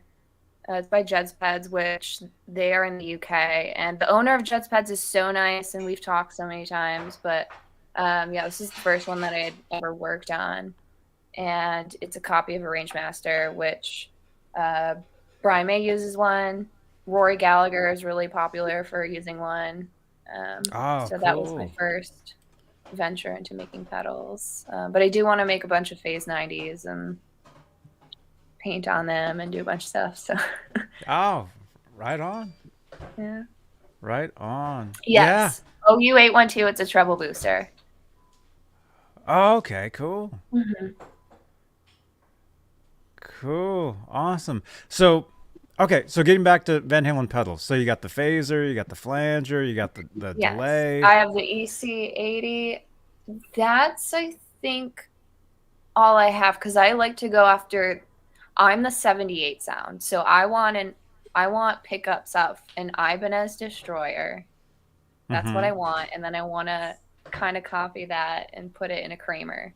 I've watched the Pete Thorne videos where he goes through all of the guitars, and they think that it's the Ibanez Destroyer pickup, which it's like, if it's Edward Van Halen, he's not going out and buying a million pickups. I mean, he's going to be scrounging for anything. This is just like me guesstimating who Edward Van Halen is as a person and his gear. So I really do think it was that. But yeah, I I don't have all of the like later stuff he used. My uncle has a picture of Edward Van Halen in 1979. And at the very bottom of the photo, you can see his pedal board, and it's very basic. I mean, you can see the Phase 90, and then it looks like just maybe like a channel and one other pedal that's probably delay of some sort, like a Japanese-made delay that he took out on tour. I can't really tell. I've never seen the pedal before. I feel like I've seen a lot of pedals, but I can't really make out what it is. But I'm one of the people that I definitely chase after that 78 Van Halen tone. It's my favorite. Oh, that's great. That's turn. great. Yeah, I'm wondering what pedal that is. I'm not really sure. You can't. I mean, I'll have to send it to you. I can text it to you right now. It's okay. hard to see. Because it's not like the angle that my uncle took it from. You can't see the full thing. And I actually had Brad from VanHalen.com. He's, I think, their manager. He reached out to me and he was like, "Do you have that photo? Can you send it to us?" Oh, and I was like, yeah. I know Brad. I've known Brad for years. Oh, yeah. really? He's a good friend of mine. He just emailed me like 2 days ago, and he was like, "Hey, can you send us your uncle's photos?" He's like, "I totally forgot to follow up." I had emailed him like last year, and he's like, "I'll get back to you." And he just emailed me actually like 2 days ago, and he's like, "Hey, I hope it's not like too late." And I'm like, "No, what's up?" So yeah, he's a really nice guy. Yeah, I had showed them the photos, and he's like, "Man, like it's a shame if Eddie was still alive. He would have loved this." And yeah, he's been a really nice guy. I haven't actually like obviously met him or spoke to him on the phone, but I've emailed him back and forth. He's really nice. I've known Brad for years. I went to one of his birthday parties actually. Oh, really? Years ago, yeah, because he lived. We didn't live too far away from each other, and usually I'd see him at the NAMM show a lot of times. And yeah, he's a great dude. Great dude. Yeah, I'm connected to a lot of the Van Halen people just over the years, just by chance. I just know Zach. I mean, he's an online friend of mine that we just chat all the time about cars on Instagram. His dad has cars, but my uncle, he knew Bob Alford, and I know Bob Alford photographed Van Halen a lot. And then I know Tony Misano, who was an assistant to Bob Alford, and he owns a printing shop still, and he actually owns a guitar store in Michigan. And he was on tour with Van Halen and back in the 90s, and he started that Inside magazine. Yeah. Remember that? Yeah, he was the one who started that. So I got connected with him last year, maybe the year before. He's really nice, and he's got a lot of Eddie stories. And one of the guys he works with was at Guitar Center here in Hollywood, and he's now out in Michigan. But he built that when they gifted Sammy Hagar and Edward Van Halen the Cabo Wabo guitar. Yeah, yes. He built that Cabo Wabo guitar, and he was like showing me on his Facebook. He's like, "I built that guitar in like a day." And he's like, the Cabo Wabo, that logo guitar. Yeah. That if you guys saw, I mean, here's how nerdy I am. Yeah, there was something called Viva Van Halen Saturday on MTV when the Cabo Wabo opened back in 1990. And I was too young at the time, but I kept calling that number to try to, to win, to get to go down there. But, but anyway, there's a part of that show where they're sitting there, they're being interviewed by Ricky Rackman, and Eddie's holding a guitar, and he like plays on it a little bit, and it says it's the Cabo Wabo logo, and it's a Kramer. Yes. Oh, it's a Kramer? Yeah. Oh, I didn't know that was a Kramer. Oh, okay. Yeah. Well, there we go. Yep. I thought it was just the guitar he built. No. Yeah. I've met him, and he was incredible. I showed him, my uncle met him too. He was with me. But yeah, he was working on a bunch of Wolfgangs in the back of the print shop. And I went in there, and he's like, "Yeah, this was me." And I was like gluing it all together literally the night before they gave it to him. Because I guess they were like, hey, let's make this guitar, but at the last minute, if I remember the story correctly. And so he's like, yeah, I'm like hurrying up and like painting it that night and like gluing it that night. So Wow. yeah, he designed all of that. The last time I ever saw I mean, I've never seen the guitar in person, but the last time like I saw like an image or a video of it, MTV had this show called Cribs, and they did one on Sammy Hagar and Sammy's house in Mexico, in Cabo. And that guitar is at Sammy's house in Cabo, or it was at least 20 years ago. I know it was up at Cabo, like they had some like glass section and it was hanging up. He was showing you pictures. I guess like his daughter was there taking pictures of it. I was like, oh my God, you built for. I mean, there's multiple people who've built for Edward Van Halen over the years, but that one was that was pretty cool to hear his story and how he met Eddie. Oh wow, that's awesome. That's I'm awesome. trying to read some of these comments here. I feel like I'm.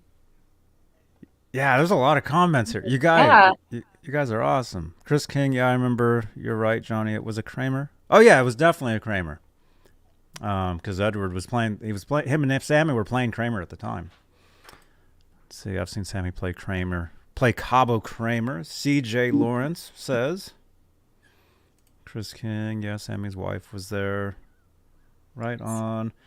Sherman Callahan. Thank you so much. You gave us a super sticker with what is that, a fox or a bear or a cat? Maybe that's a cat. Is that Ned? It's probably Ned. Ned's actually right here, but he's taking a bath. Come here. I can see him. Come here. Come here. Okay, I have a nerdy question. Yes. The Frankenstrat in 1979. This is the nerdiest thing you can talk about. He had the black head. No, I'm serious. He had the black headstock Frankenstrat. For a while, the headstock was black. Mm-hmm. It looks exactly like the same neck that was on the Snake Dragon guitar? Do you know what I'm talking about? The dragon biting a snake. Yeah, I feel like he took the neck off of that guitar. What? Huh? What?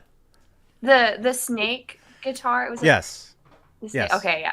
Yes. But he took the neck off of that guitar and put it on the Frankenstrat, because then later on you see that there's a different neck on the snake guitar. Yeah, he was always changing the stuff around. That body, that original Frankenstein body, which was black and white, and then he added the red, which the guitar became the red, black, and white. Like that's just his his trademark. Mm-hmm. Yeah, that body has had. I think we actually counted up one time, like over the years, doing these shows. I think we counted something like, I don't know, something like 11 or 17 different necks on that guitar over the years. I forget which it was. If one of those numbers. But yeah, really? Yeah, it's probably the same neck. The same neck. Yeah. Because actually the original yes. And the original neck that was on, like the original Boogie Body's neck and body that he bought originally when it was black and white, that neck was actually on that Dragon Snake guitar too eventually in 79. Okay. I think I've seen those pictures. He was always changing the stuff around all the time. So the pictures that my uncle has of his Star guitar, which you've seen, he's got the Dan Electro neck on it back then. The one thing I really loved to see in my uncle's photos was not only the black headstock Frankenstrat, but his Les Paul with both of the pickups in there. Which he probably didn't have it like that for very long, and immediately took that pickup out. Yeah, because back then he never used a neck pickup. He could never get a good sound, with the amp.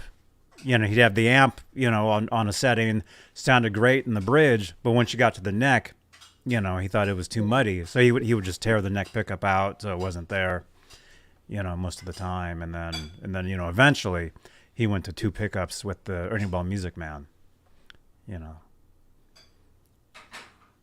So. I'm reading all these people that I know, Chris. That, yeah. Dimebag Darrell has the Bumblebee. And he was very with it. Yeah. Did it have the black headstock neck on it when he gave it to him? Is that what he's talking about? That I don't. What we would have to do is we'd have to find, like, the thing is, it's like you never know, because there's all these photos over the years, and the thing is, Edward, he was always changing stuff up. Yes. As far as the guitars, he was always changing the pickups, always changing the necks, all the time. So there might be a photo from like a year before or that year of like whatever guitar, but we just lost Robbie. But you never know. Who knows? I've seen a lot of different pictures over the years of him with all of his guitars. It's always very interesting to just see how he progressed over the years, and I'm like, how much did he keep? He must have had so much gear in his house. Oh yeah. I don't know. He had room for all that stuff. Kurt Jeffries, good to see you, man. Amanda, do you know of Kurt Jeffries? Do you know who he is? Yes, I know that name. He was the guy. He was the guy that won like the greatest contest ever. That's it. Yeah. The MTV Lost Weekend contest. Gosh. That's him with Edward. That's him with Van Halen. He was the guy that got the cake in the face on stage in Detroit. Yeah. There's all that footage. Yeah, that's Kurt. He's watching us right now. He's saying a quick hey to my man. We'll have to have my uncle on here and talk about his Van Halen stories. He always tells me one story. So he did an article about Van Halen that was released in the 80s in Detroit, and it was through the Detroit Free Press. And it was like a magazine that came out with the Detroit Free Press because it's Detroit Rock City, so that's what everyone's talking about all the time. Yeah. But he was supposed to interview David Lee Roth, and he told me that at the last minute he canceled because he was too wasted. And I always laugh because I'm like, that's the most David Lee Roth thing that you can hear about someone. Just not being able to show up because he's too drunk. And I'm like, yeah, that sounds like 1980 Van Halen. That was, or 1979. I can't remember which year it was. Mm-hmm. But yeah. Mm-hmm. But he did Definitely meet Sammy early. Hagar.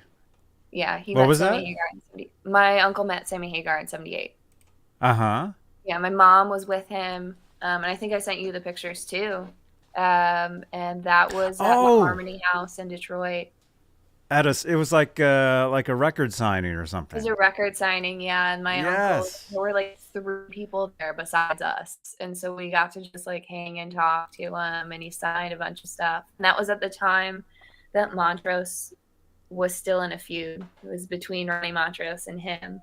And so he has the original Montrose album, and there's like glasses drawn on, I think, Sammy Hagar, I think it was Ronnie Montrose. And they were like bickering back and forth between the signatures on my uncle's vinyl cover. Oh, wow. Yeah. Wow. And so he interviewed Ronnie, and Ronnie had some stuff to say about Sammy Hagar. But yeah, they did meet him, and there's some cool photos that they have from that Harmony House. And you can see all of it was from that Red album. And so you can see him like jumping in the air. Mm-hmm. Yeah, he's just like doing one of those. Very Sammy Hagar. Yeah. Oh, Sammy's cool, man. I mean, I've been doing these Van Halen shows for years, and people, they're like, man, the ultimate, Roth or Hagar, thing, and I'm always like, hey, I grew up on both. To me, it's all Van Halen. It's all Eddie. But I've never met Roth, but I've met Sammy several times over the years, and he was always been just super cool, just funny, just funny dude. I've known some people who've met David Lee Roth in person. And one of them was my old manager. I worked at a restaurant in Ann Arbor, and he used to live in New York. He's like, I was hanging out at my friend's house.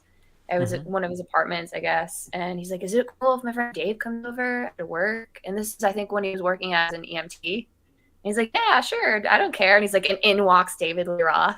And he told me he was the nicest guy ever. I have no idea when that was. Probably the 90s, early 2000s. Oh wow. Yeah. So I've never met anyone involved with Van Halen, like from the band, but obviously my uncle has met Sammy years and years ago, pre Van Halen. Oh, that's cool. Robbie, What's up, Johnny B? you're back. Yeah, I tried to get the chat and it just doesn't work. I'm really tech bad. Oh man, that's all good, man. It's all good. I'm not great with technology either. I'm lucky I can do this. So.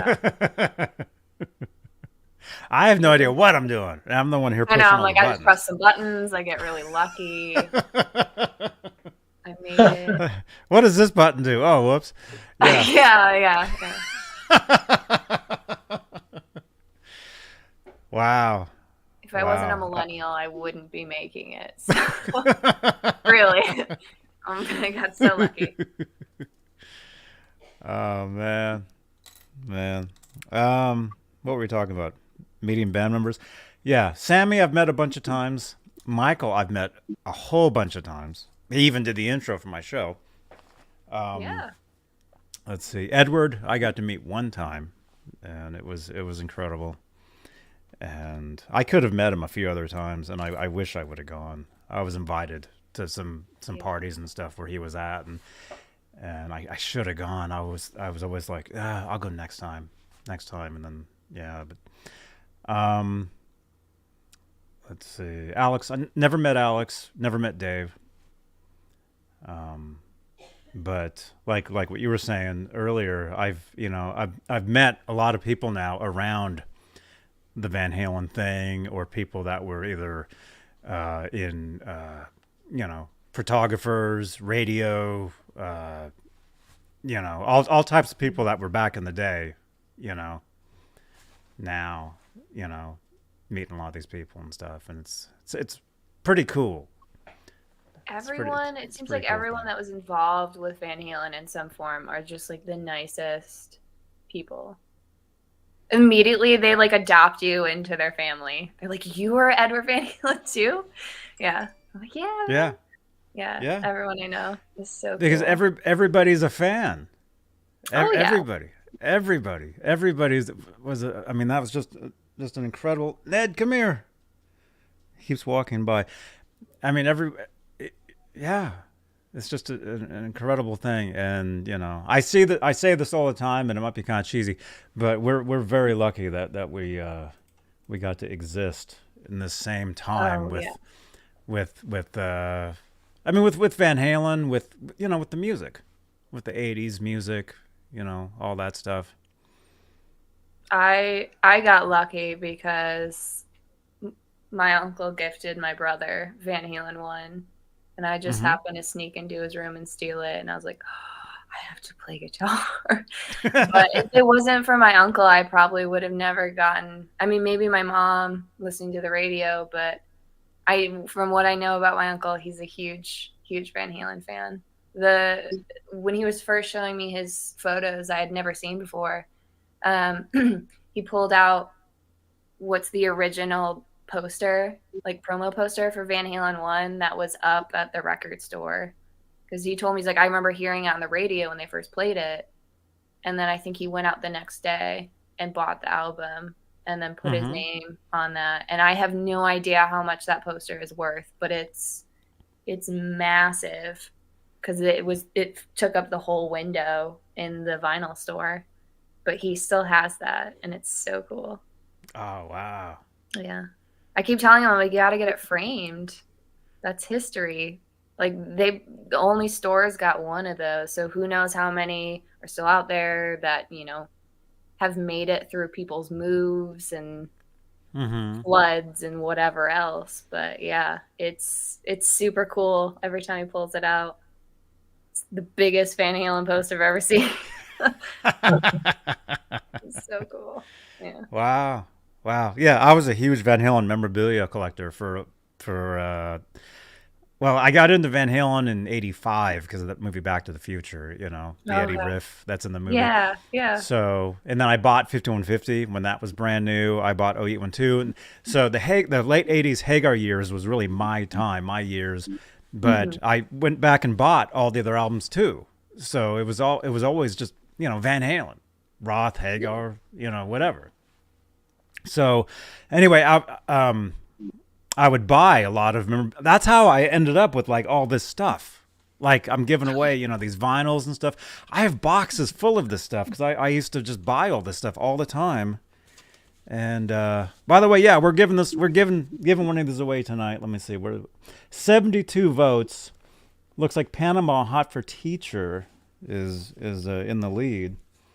So we'll do that. Are you guys good with another 10 minutes? Yeah. It'll be the 2 hours. We can do the 12-hour marathon next time. Maybe. But look at this. This is pretty weird. Look at this. I bought this. I bought this when I was a kid. And I don't know why I did this. But this is one of those. It looks like this is the one we're giving away tonight, actually. It's winning. Winning. Okay.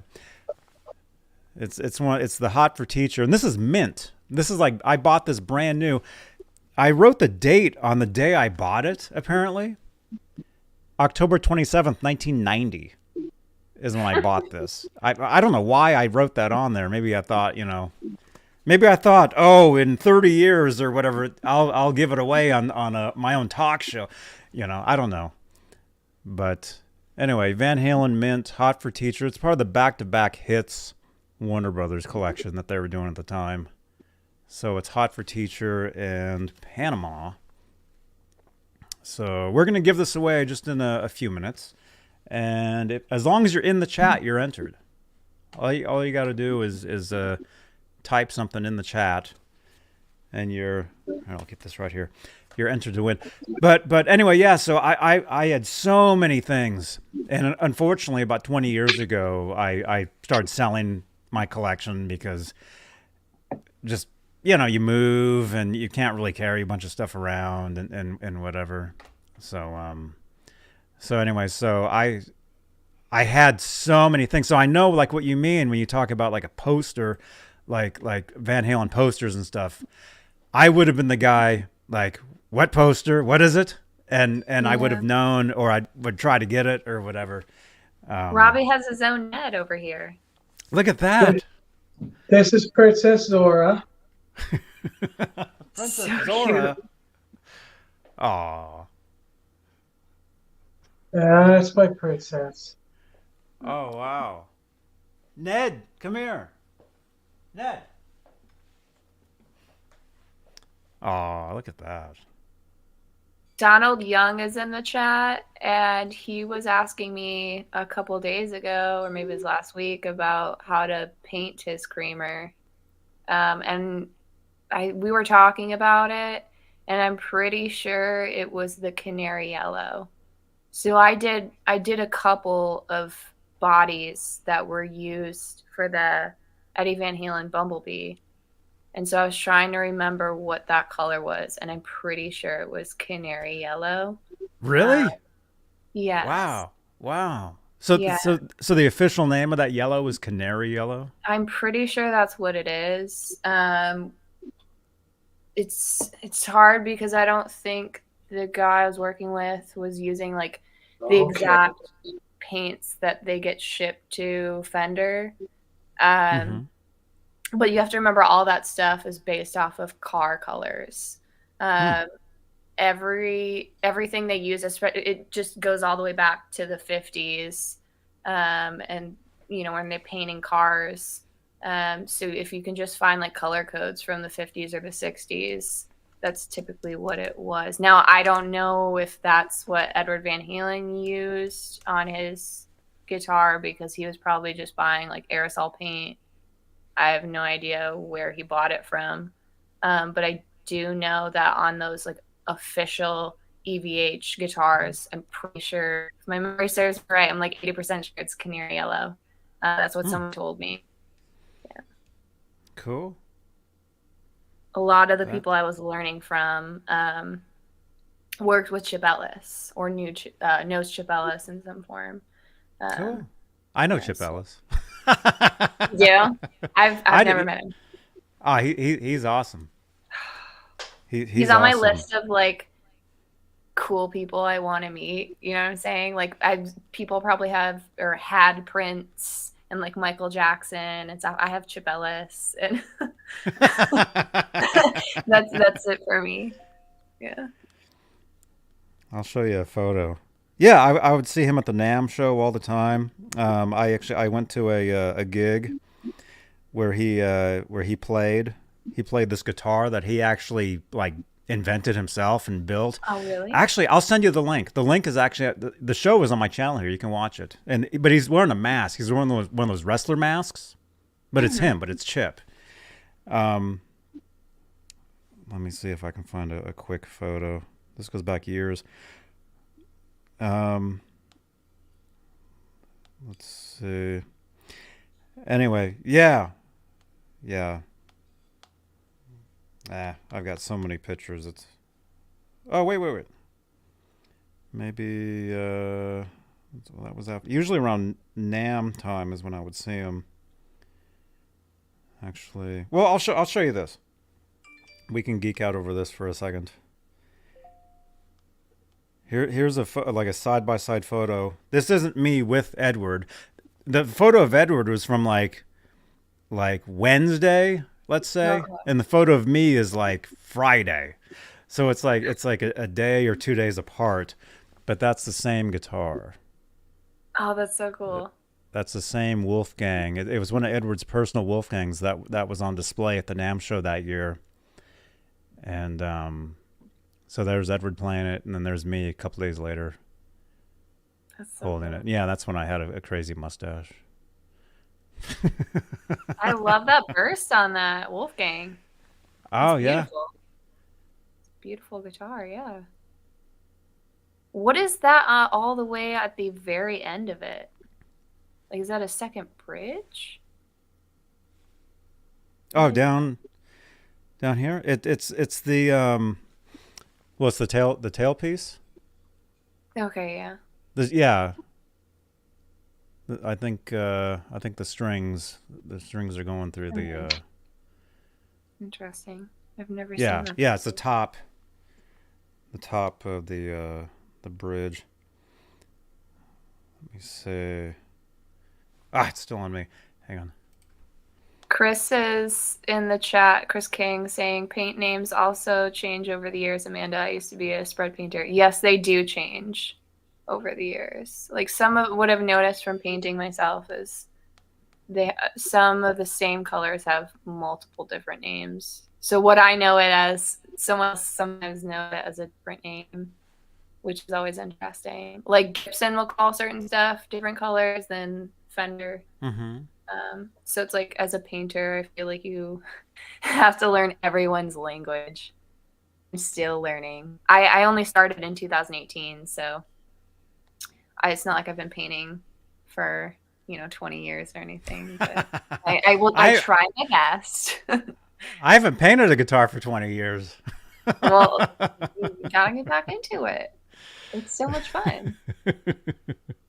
Well, when you were talking about earlier about sanding the stuff, I'm just thinking about how my fingers are just like burning from the sandpaper and stuff. Because I used to work at a shop years ago, and I used to do that stuff. That's so cool. What year is this? 2014. I'm looking at. Anyway, yeah. My uncle texted me and said he sent you a photo. I don't know what he sent you, but. Oh, is that what? Okay, yeah. Let's see. I just looked down and checked my phone, and I saw that pops up. So.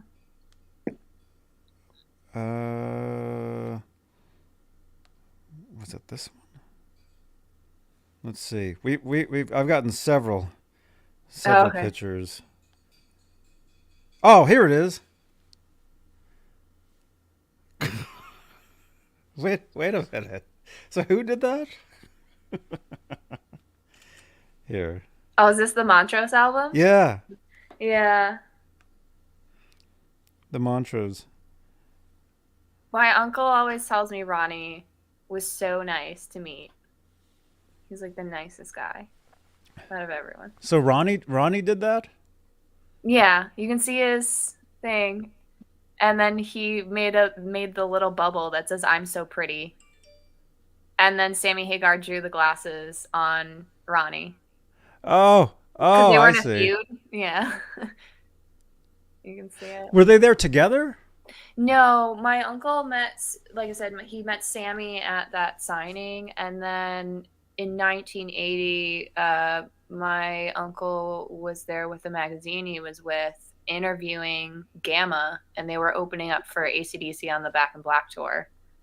So he brought that with him, and he had him sign it Oh, when okay. he interviewed him. Yeah. Okay, cool. He got to live the life I wanted and met everyone and saw everyone back in the day. So I wish I could have been alive and honestly saw all the stuff that all the concerts he saw. He saw everyone in their prime. What I wouldn't give to trade memories, honestly, to be that close to Van Halen in 1979 and 1980. And he played twice here or back home in Michigan in 1980 on the Cobo Hall, and he went to both nights. So jealous. He can still hear. He can still hear for sure. But, yeah. He got to meet everyone. Mick Ronson, who was David Bowie's guitar player, Ian Hunter, Eddie Money, all of Journey, like the original lineup of Journey. So many people. I'm blanking because he tells me stories all the time. Very jealous. Okay, I found a photo here. And hey, yeah, we've got a few more minutes.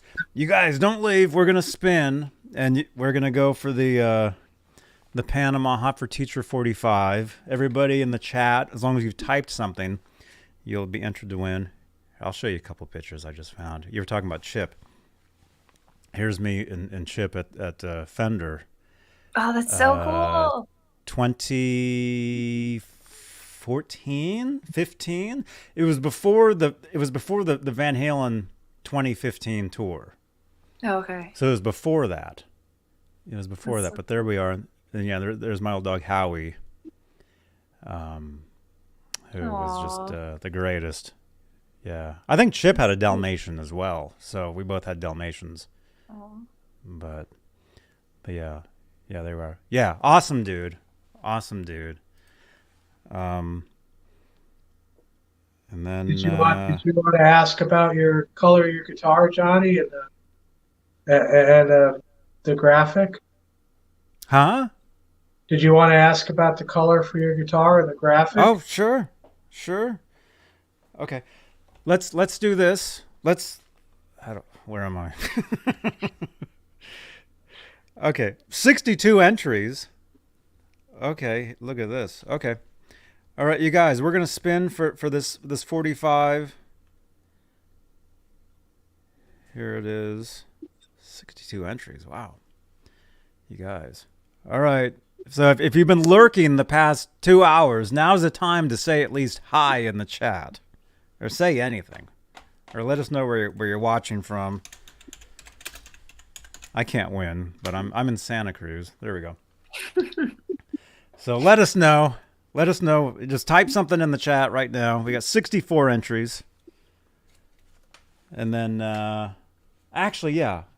What was that, Robbie? Which start a poll? I'll type that right now. What should we say? Pick out some colors. What color for it to be, and then the graphic. Should it be you with a beard, you without a beard, or Ned? Okay. JB beard. Purple. JB no beard. Or Ned. Let's see.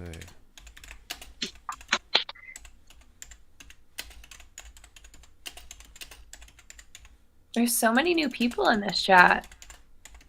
Yeah. They're all popping up. I love this.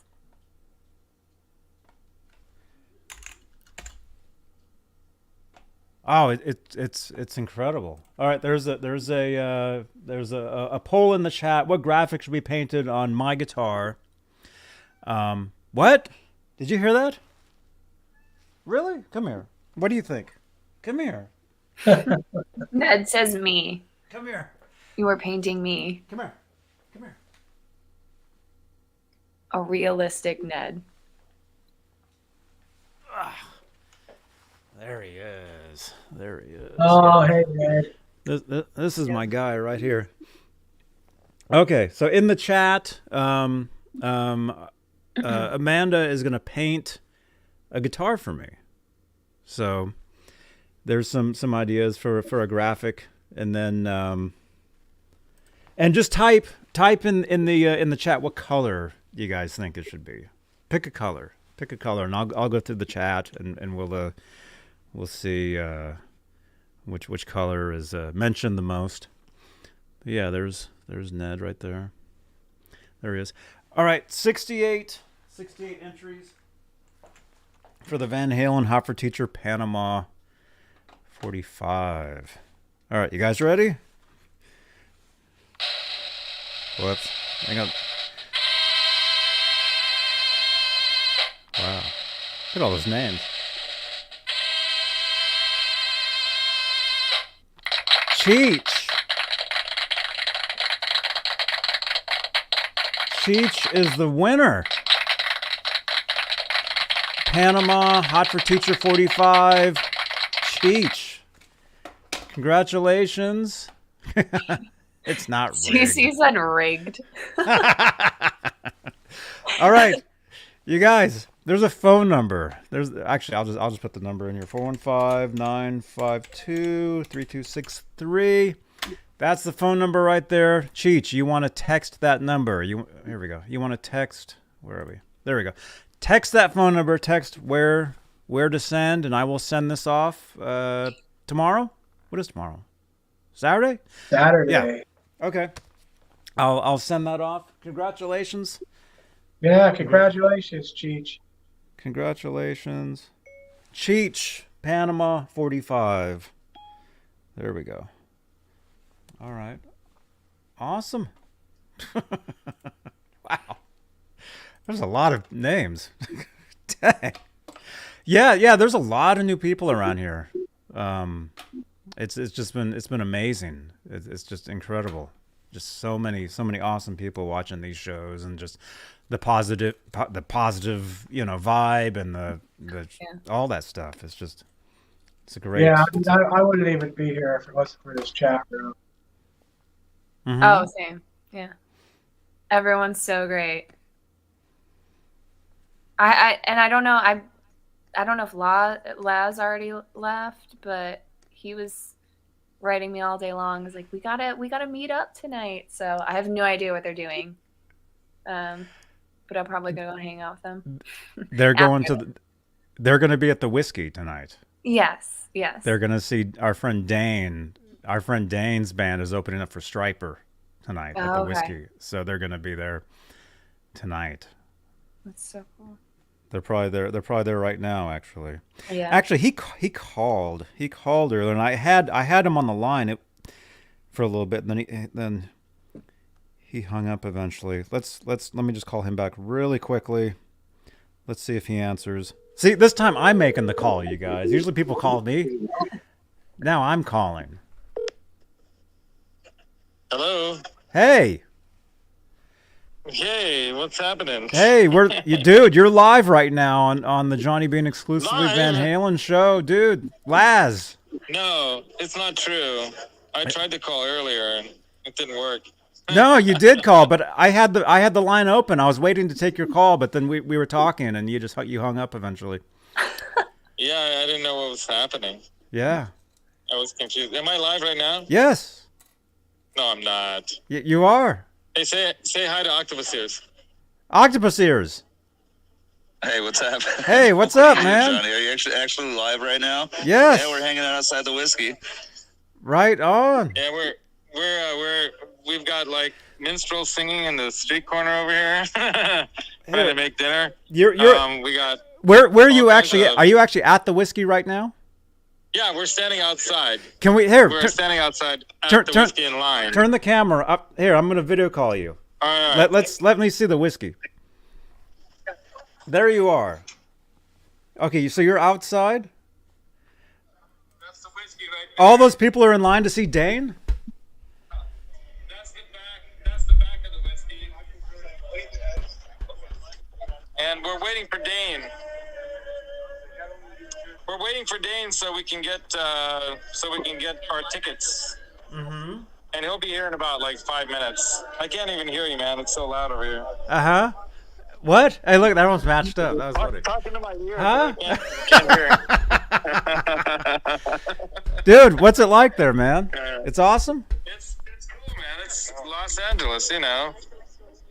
Dude, you must be exhausted, man, because you were up here till like midnight, and I'm like, dude, you got to go to bed, I'm living on coffee right now.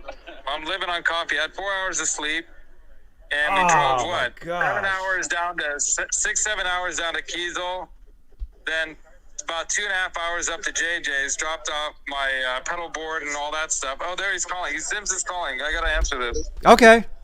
All right. See ya. All right. Bye. Oh, hang on. My microphone is falling off my desk. This isn't good. Oh, crap. Hang on. That's technical difficulties. Yeah, there we go. I'm gonna have to tighten it.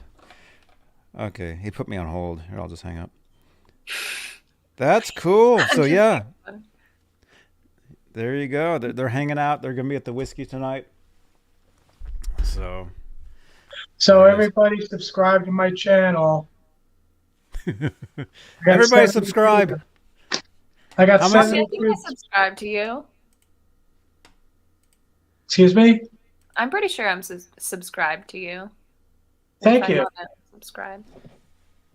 I Thank basically only use YouTube to watch this show Uh-huh. or random references.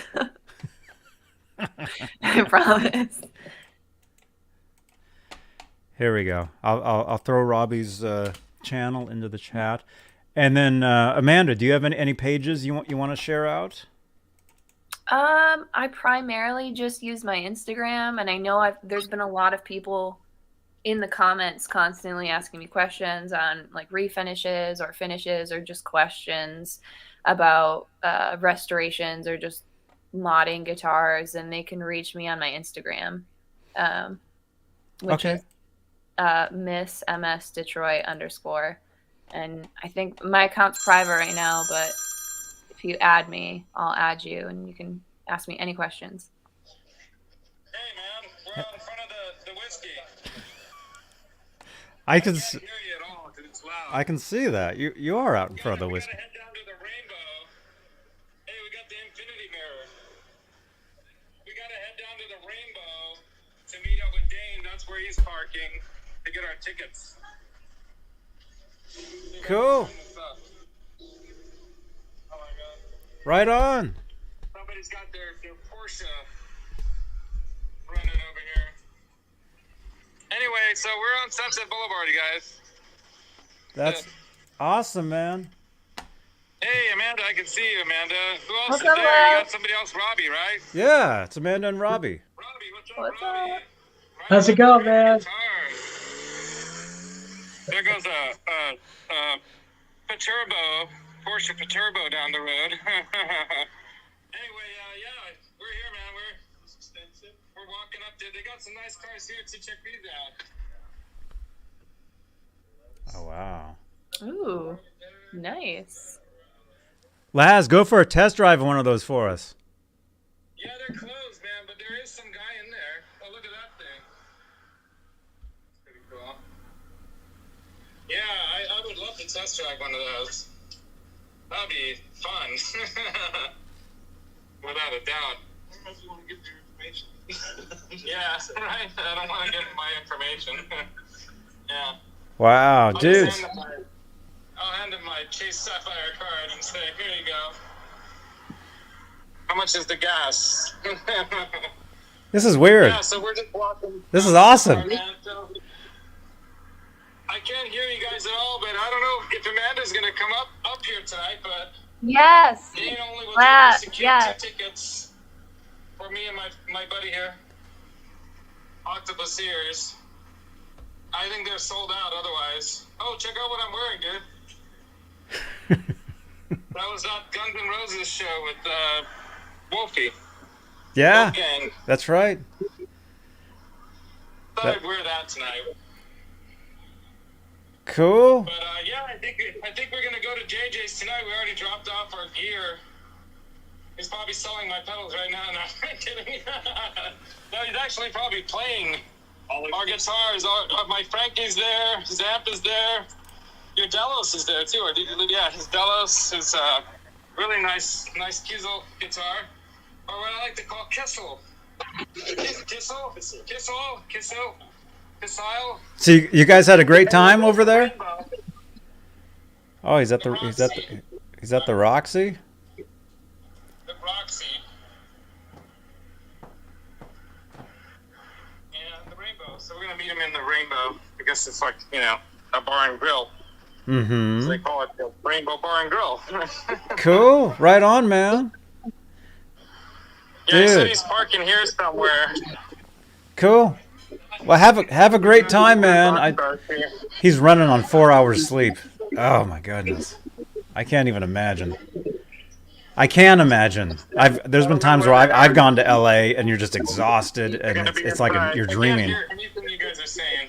I have to put my ear up to the phone. I should have brought my earbuds. Yeah. Wait, you can't hear me? I didn't think about that. You can't hear me? No, I can because I'm away from all the noise. Oh, okay. Yeah, we're almost there, right? Yeah, is that the entrance? Oh, okay, there. This is takeout. I walked right by the entrance. I guess the entrance is through a gate. Oh, yeah, here you go. This is it, the Rainbow. Oh, look at that. Let me. All right, anyway. So I don't know where they're at, but... Are they sitting down? I don't know where they are. All right. Smash that thumbs up, you guys. We're live from Hollywood. I don't know if they're already in there. Awesome. We're going to see if we can find... Oh, I got to answer the phone again. Okay. I got to answer the phone. All right, I'll see you later, All man. right. Have a good time. Right, Ned just said goodbye too. That was so cute. Come here, you. Come here. I'll turn my mic down a bit. Wow. To the person who is telling me, I'm just catching up on comments, that I know a lot about guitars. I got really lucky, and a lot of the master builders at Fender Custom Shop helped me, and they taught me a lot over COVID lockdown. So I got super lucky that they wanted to help me learn about guitars. There's not many women who work on guitars. I think I'm like one of like 6, maybe 7. Oh, wow. That I know of. Yeah, there's not a lot of women. My two favorites at Fender Custom Shop is Jason Smith, and his dad used to own Fender in the 80s and the 90s. It was known as the Dan Smith era. And his work is incredible. And Harry Shishkoff. He's the one who puts all the diamonds in guitars. He's incredible. Oh my God. So good. Hello. Hey, we're back. We're waiting for Dane. Dane's gonna show up any minute. He's gonna come walking up off the Sunset Boulevard. Dane will be walking. Dane Zimmerman. That's awesome, dude. Rockstar Dane Zimmerman. He's gonna be opening for Striper tonight. That's incredible. Amanda, are you gonna go watch? Yeah, I want to go watch. You're gonna check him out? They added a second show. I think he was saying that I think you're gonna have to get a ticket or something. Oh, okay. Yeah, they're sold out tonight, and he was able to get 2 guest list tickets for us, so we got lucky. But any I can minute go and now, hang it's out with not them this, after. this They're guy. still Looks around. like that guy. Almost looks like him, but it's not him. Well, there he is. He's right That's there. Here he that's comes. him right there. Oh, yeah, he's coming right around the corner. Wait, was that him? Oh, there he is. There's Dane.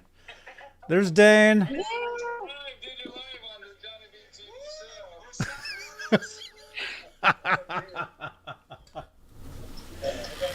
This is Scott. No, Brent. I got a special gift for us, Dane. I keep saying Zane, because I haven't had sleep. Finally! Check it out. It took months to get this. It did take months to get that. I drove all across Europe for that. thought you would have just mailed it to me. I drove all across Europe and all the way across California for you for that sugar. Let me find my singer and I can get you tickets. All right, cool, dude. I got tickets. Dude, I owe you, man. Thank you, man. That's Let's go inside. We're gonna go inside. Get you, dude. We're gonna get these guys a drink. So I don't know. Should we stay live or should we just? Oh no. These guys continue their show. Huh? Can you hear me? Hey Dane, how you doing, man? Stay on the show or should we just go get drinks? Go ahead. Go ahead. We're gonna call it. Yeah, can you guys call it? All right. Have a great time. Have a great time tonight. Bye, Amanda. Bye, Robbie. Bye, Chet. Bye. Bye. Hey, have a rocking weekend, man. Hell yeah. Later. Rock on. See you guys. All right. See you, man. Wow. See, technology is so weird. Dude, that's cool. That's awesome. By the way, if you guys, Amanda's Instagram right down there. So make sure to connect. I will add And- you. Awesome. Norm says, I'm from Livonia, Michigan. So cool. I wasn't far away. I grew up in Pinckney, Michigan, which is it was like an hour away, 45 minutes. Yeah. I lived in Ann Arbor for like good 11 years. And then right before I moved to California, I was living in Dearborn. And I was actually working at the Henry Ford Museum over there. Oh, so. cool. I'm I was super into born- classic cars. So I was born in Livonia. Michigan? Yeah, Oh, 1962. no way. That's so cool. Rockstar 5150, where are you from? Oh, it says Fenton. Oh, nice. The Michigan people. They're showing up. My mom and my uncle grew up in Farmington, which was near the Detroit area. So that I know that my mom told me they didn't live too far away from all of Bob Seger's band. They like all lived in the same area, and I think my mom went to the same school Alice Cooper went to school. So just like all those people are all in that same area. And I mean, being in Ann Arbor, I learned how to play guitar from Bob Seger's touring member bands because they just all hung out over there. Oh, wow. So, Awesome. lots of Michigan history in here. It's cool. I've never been there. I'm gonna have to go soon. It's definitely worth going during the Woodward Dream Cruise time. I don't know how it is now because of COVID, but that's always the time to go to like see a bunch of cars because people come in from all over the country to drive their cars, and that's always the best time to go. Cool. Reading all these. So how's that chat looking, Johnny? The chat is I cruising. voted for this graphic. I don't know if I'm allowed to, but I voted. Oh yeah, we got 32 votes. Everybody's saying Ned. That's weird. We got 25%. It's like 25, 25, 50. That's like really weird percentage. You Do you got see that? 25 beard, 25 no beard, and then the rest dead. That's wild. 50-50 for you That's versus wild. Cat. All right. All So right. we got Ned graphic. We got yeah, I agree. Ned graphics. Cool.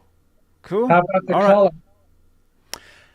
The color, we're going to have to go back and, well, I keep saying purple, you keep but saying that's purple? up to you. That's up. Alonzo, what's up? Let's do a, let's,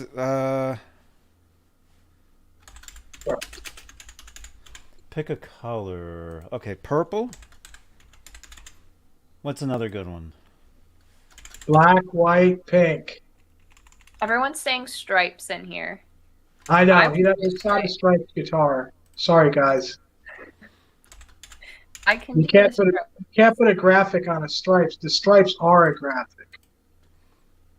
You see what I'm Purple, saying? You can black, play with fire and put pink. graphic over the graphic.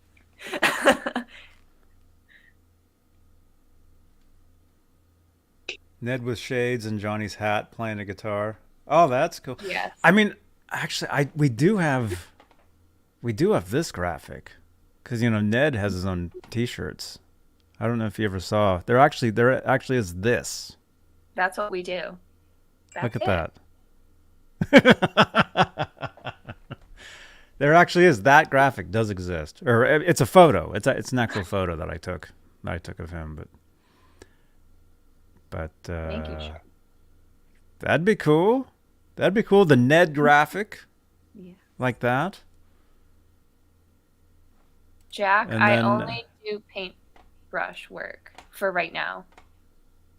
Mhm. So it's going to be by hand with a brush. Just as good.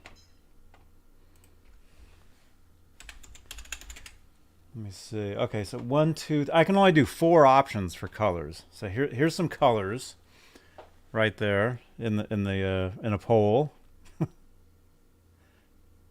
Pink, black, purple, and Is this yellow. going to be banana yellow? Like vibrant yellow? Yeah. Or what was that yellow you said earlier? Canary was it? yellow? Canary yellow. I kind of want to do purple. But it's not my choice, but I'm still voting. I don't think I can even vote. I can't vote. I It's can't, letting I me. can't even see the chat.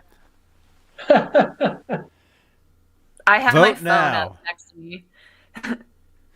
Because some people were asking me questions and I wanted to respond. I'm not signed in here. Yeah, I don't think I can vote. Because it's my I can't even see it. Where? I can't even see it on mobile. Do you see it on mobile? The poll? I don't even see it.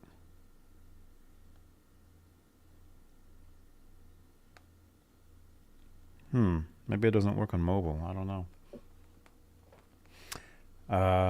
But yeah, so far, purple is in the lead. Oh yeah, I like definitely. that purple of the Beretta. Yeah, I like that one too.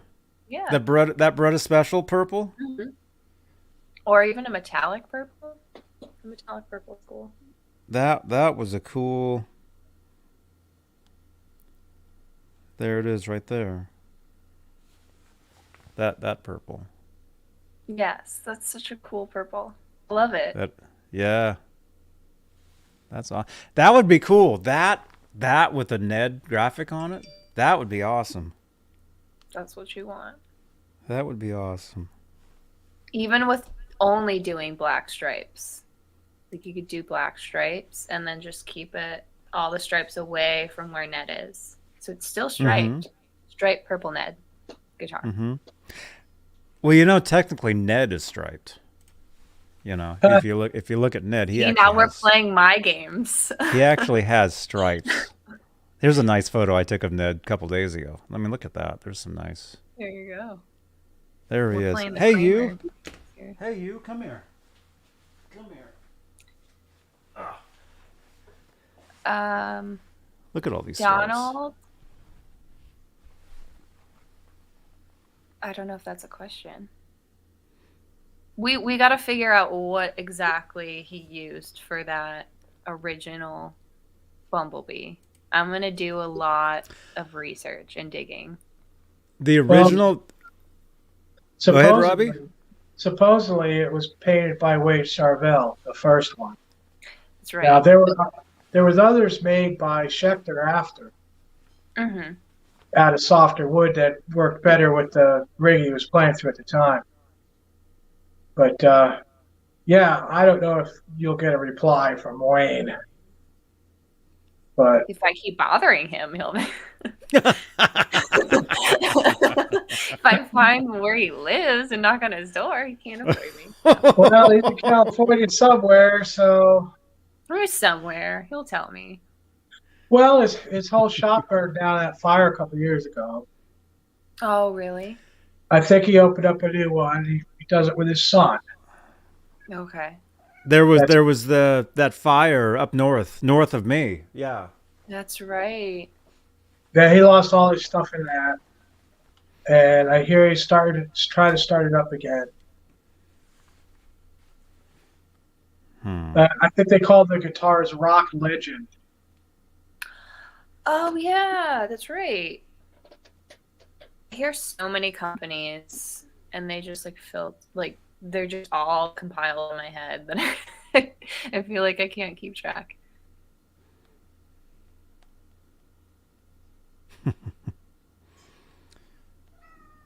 That's right. Huh? Oh, you want to go outside. That's what you're telling me. Ned wants to go out. He wants to go out. What time is it? I know we said a couple hours. We're at a couple and a half hours now. You got time for another Uncle Robbie story? Sure. Yeah. If you have time. Oh, yeah, I got the time. And I'll tell you what, right over here, if I could get a hold of it. Here it is. Come on. This is grumpy old people. I am the grumpy old people. I went to pirate school, you know. They teach you 3 letters at pirate school. They teach you "arr," and they teach you "hey," and they teach you "aye." That's as far as the education goes. This story has a lot to do with this box. This box is a splitter, okay? From 1 amp into 2 amps. All right? When you hit this switch, you get the biggest, noisiest crunch you ever imagined. I was playing through a 100-watt Marshall Super Lead with a 412 cabinet, the square one, not the tilt. And I had a 1968 PV 100-watt with 2 electric voice speakers in it. This is the old PV that had the ceramic heat soaker in it, you know? That's actually what killed the amp because that went bad and I couldn't find one and all that. So one day in the afternoon, I take the Super Lead out there in the cabinet. I put the PV 100-watt on top of that, and I put the 100-watt head on top of the PV.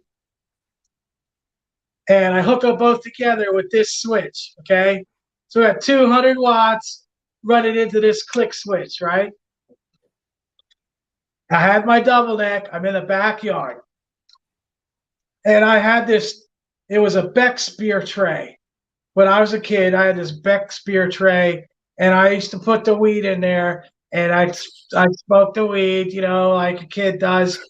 Probably a lot you just keep doing. But, you know, and it was still, the sun was still up. So I went into Zeppelin set, you know. I must have played for 2.5 hours. And the last song I did was Stairway to Heaven. I knew all the bootleg versions, so I knew all these extra parts that went in it and everything, you know. So I'm playing that, you know, and I hit this thing, and it goes crunch, and then wah, you know, another 100 watts comes blasting out.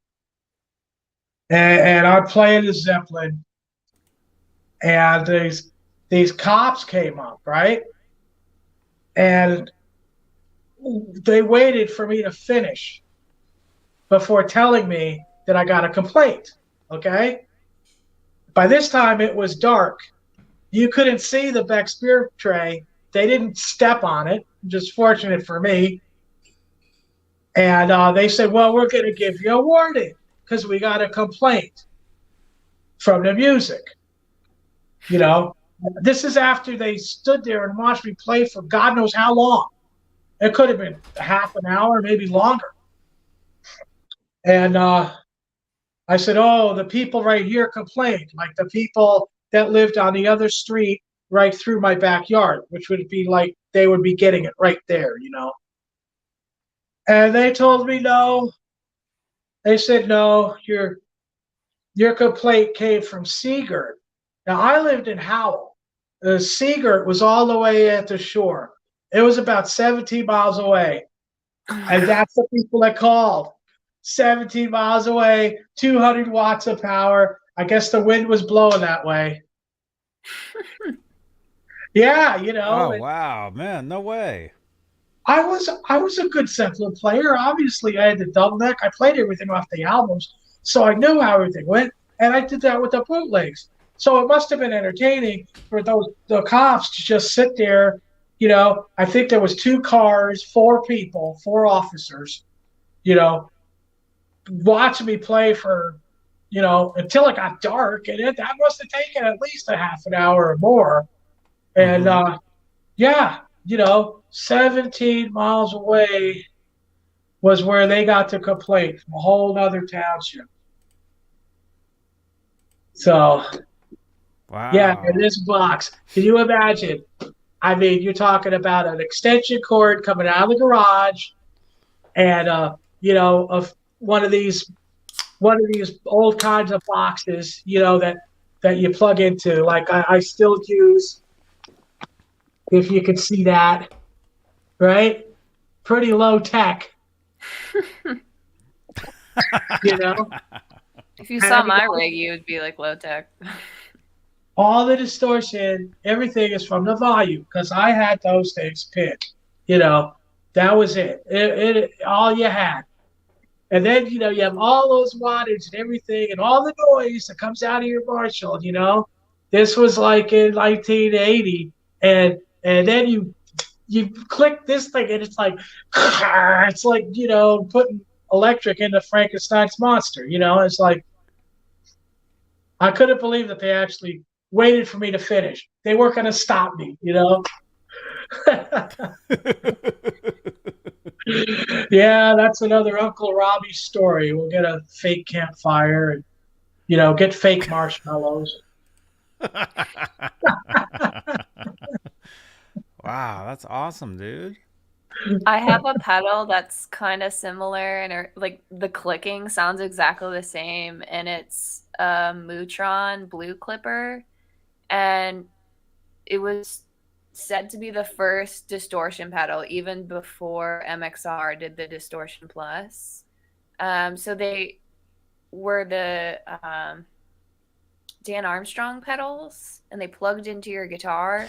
But I have one that was recased. Someone recased it, and so it's like adjustable, and I love it. And it, as soon as you click that on, it's like, poof, and you would not. What'd you call it? The Blue Clipper? Blue Clipper, yeah. I think I have one of those, but I have the kind that it's a box and you plug it into your guitar, and then you plug into it. Mm-hmm. I but have mine's one of those. someone recased. Yeah. Mm-hmm. Yeah, that's what this is. It goes into the guitar, goes in here, and each amp goes to one of these. Mm-hmm. Yeah, man. There's no safety stuff here. It was just ridiculous. I mean, distortion box for me back then was like the big muff, you know, the one with the pi symbol on it. Yeah. Of course, if you're playing through power like that, you don't need a big muff. That's just a waste of time. If you're cranking your 100-watt Marshall up all the way, and then that 100-watt PV too. I still want a big muff though. I'm a David Gilmour fan, so I gotta have that big muff. Also, but obviously, I was insane, and probably still am. If I could turn my amp all the way up, I'd probably just use that. I did it once at my uncle's house because he lives out in the forest, like in the middle of nowhere, and people thought that there was an actual like AC/DC concert going on apparently, but it was just me. Just my uncle's like, we got to turn it all the way up because I have a 1976 Twin reverb, so it's got the master volume and it pops out. He's like, you got to turn it all the way up and pop it out, and it's got the original speakers too. And so I was like, oh, just like, oh God, don't blow the speakers, don't blow the speakers. But I used to hook speakers up to the Marshall, right? I take twist wires off the speaker cabinet, or I take a 1/4-inch jack and strip the ends off and like twist them onto the wires of the speaker. You know, the one that goes to the second cabinet I didn't use, and I put it on top of the amp.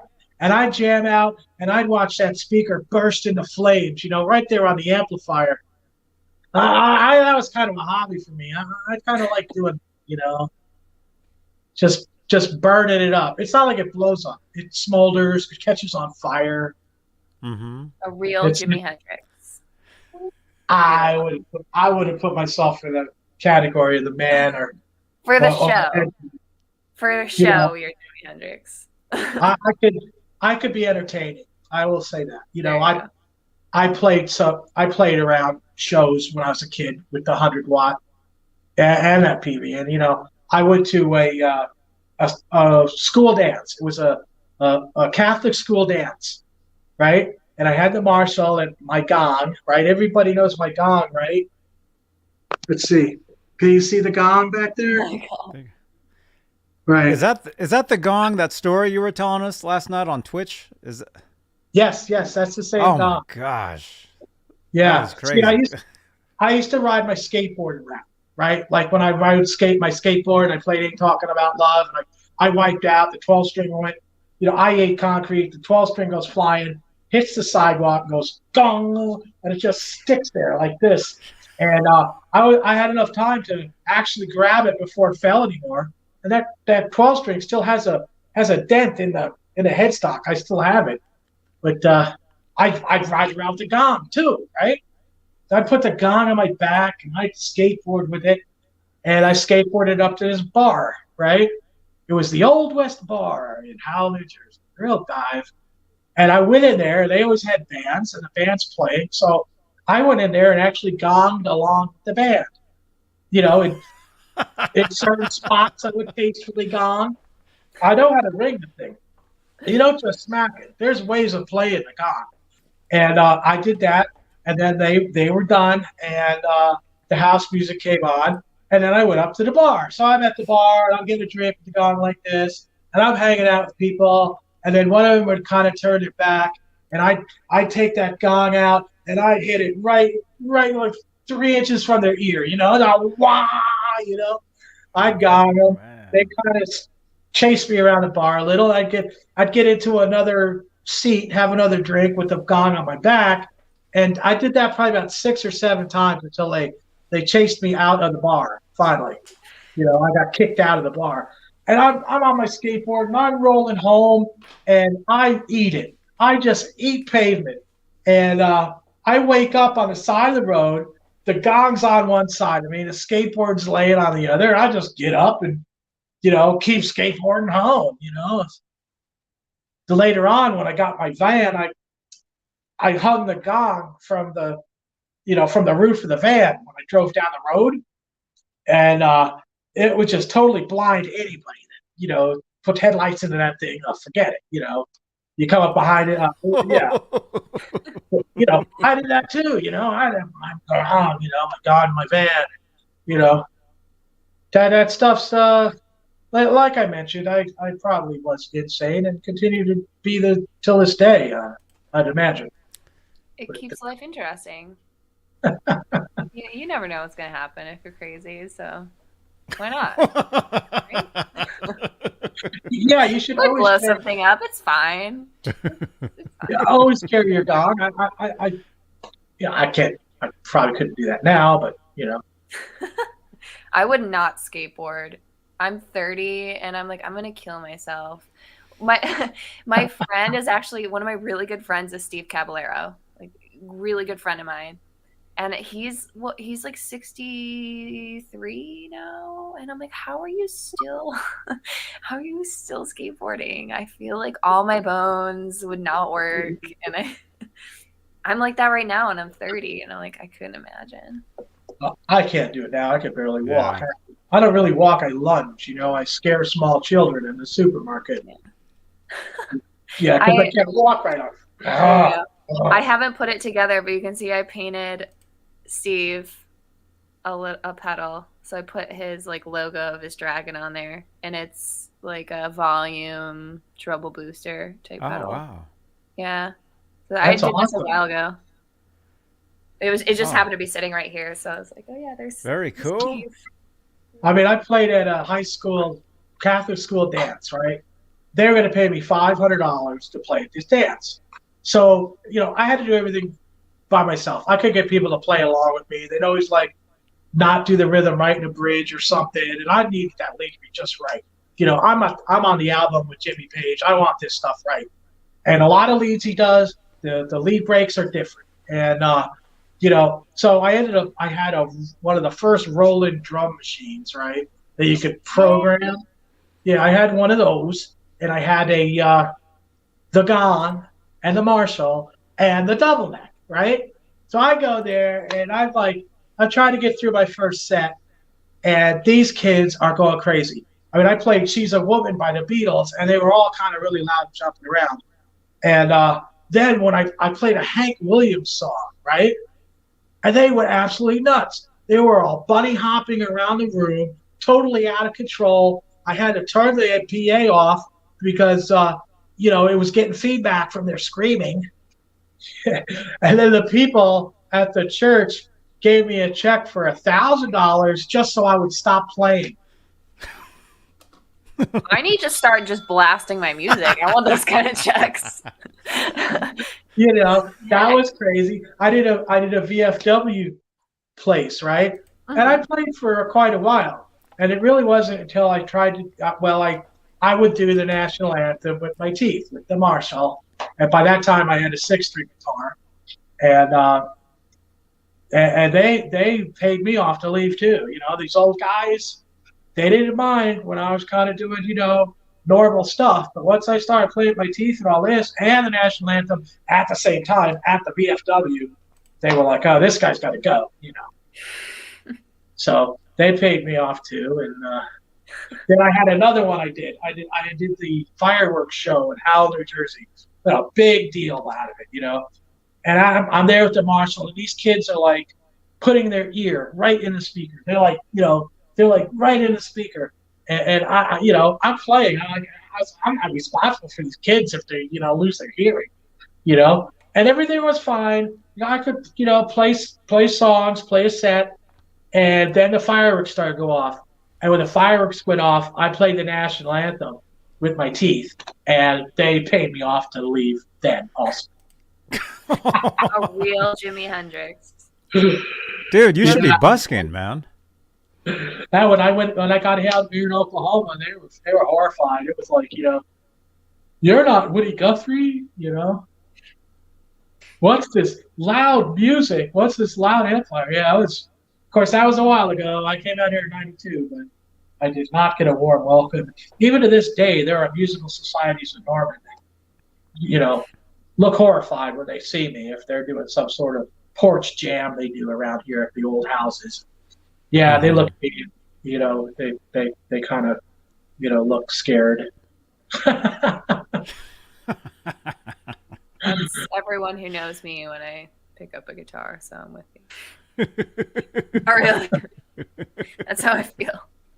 I'm so sorry I haven't practiced in a week. It's going to be horrible. Sometimes, I work on a song for a video now and work for 2 weeks to try to do the musical box by Genesis.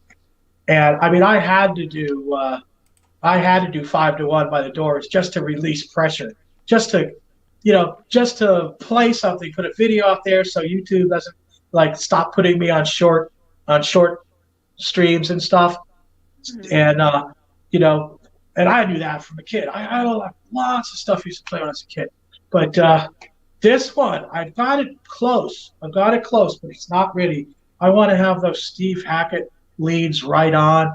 Could be the first time that electric guitar was tapped. Even there's 2 tapping spots, and they're pretty short.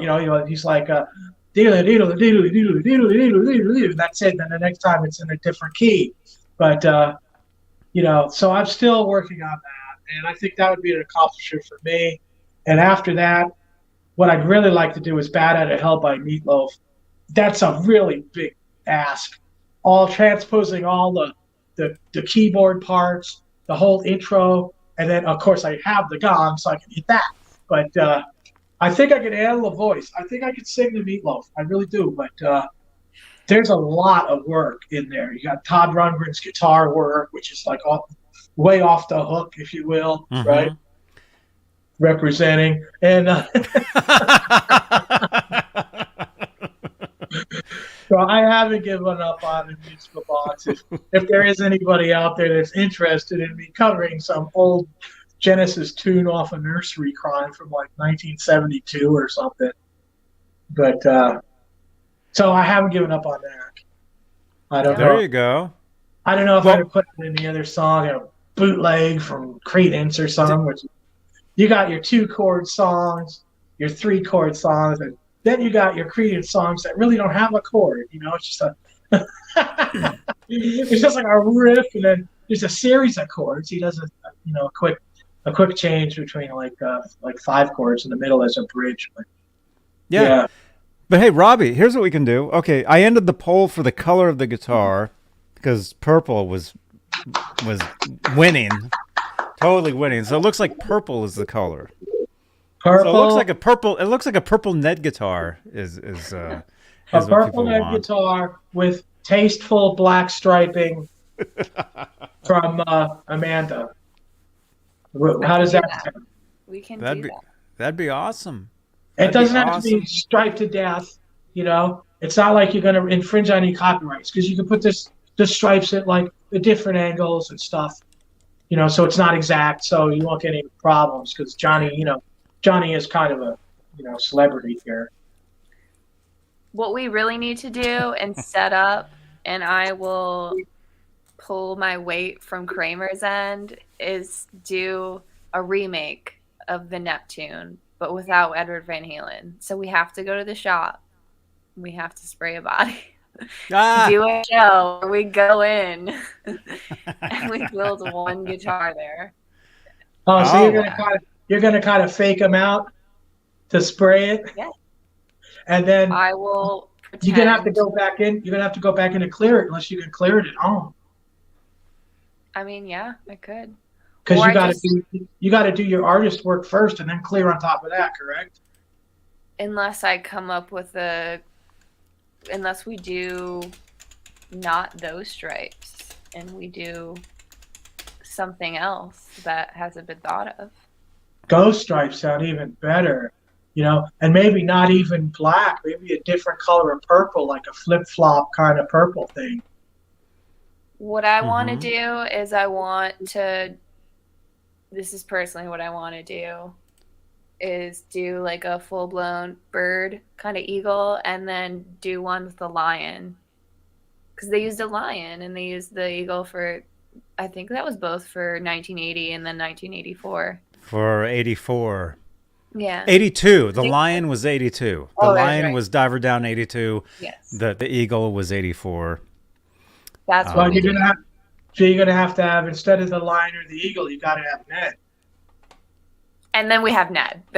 We release it as a set of 3. We have Ned, we have the lion, and we have the bird. I'm gonna try my hardest to get that Wolfgang neck to play as good as these necks that I'm like really loving from ESP. It might take a while. Are they newer ones or older ones? Well, Johnny's got the Wolfgang neck. I think he said it was made in Japan. Oh, okay. That's going on this guitar. Oh, no, I meant for the Kramer. Are these like newer necks or the older necks? Oh, the Kramer side build? Yeah, it's only from 79 to 84 with the ESP non-tilts, and then probably from late 84 and 85 with the tilted Lacido necks from Canada. Now you might get a transition neck from ESP that's tilted, that experimental that they might have put on a guitar here or there. I've got a couple of those, but the sports necks, I couldn't do it. I mean, the sports necks from '84, I cannot get the strings down on those frets no matter what I did, and I will redress a neck instead of adjusting a truss rod. Okay, if the neck isn't playing right, I will keep it straight and I will redress it. Of course, backbowing it first, and sanding it that way, and I will do that before I turn a truss rod. But on the sports neck, I had to actually turn the truss rod to get the buzz out the last fret when you play an F. And to me, that's like that. I don't even like to touch it because I'm like, I'm gonna ruin this whole thing. So it's just like I'm opting for the body. I'll let someone else deal with this. Don't even want too afraid. Well, this will be a big breakthrough moment for me if I can get this Wolfgang neck to play like I get these ESPs to play. That's what I'm going after. And if I've got to dress it 4 or 5 times, I'm going to do it. But I'm going to make it work because Johnny's awesome, and you're going to do all this awesome work to it, and it's going to be like the coolest Wolfie ever. If it's going to have Ned and then purple, it's going to be something no one's ever done. Yeah, Ned and purple and whatever you're going to do. Yeah, look at that. Look at that. I love Ned. Ned and purple. Oh, Ned's awesome. Oh, yeah, look, it's purple in the background there. Yeah. Look at that. Chris, you said I have patterns and colors going through my mind. I have the disease of wanting to do everything to a guitar, like constantly coming up with ideas. And I've had the bug now for the past 2 years, going on 3 years. The one project that was my first idea that I came up with over COVID lockdown is actually what I'm doing with my Brian May that I have, my Red Special. And of course it had to be the Brian May Red Special that I put it in because it's space related, and what better to do it with than a Brian May who's an astrophysicist who's also part of Starfleet.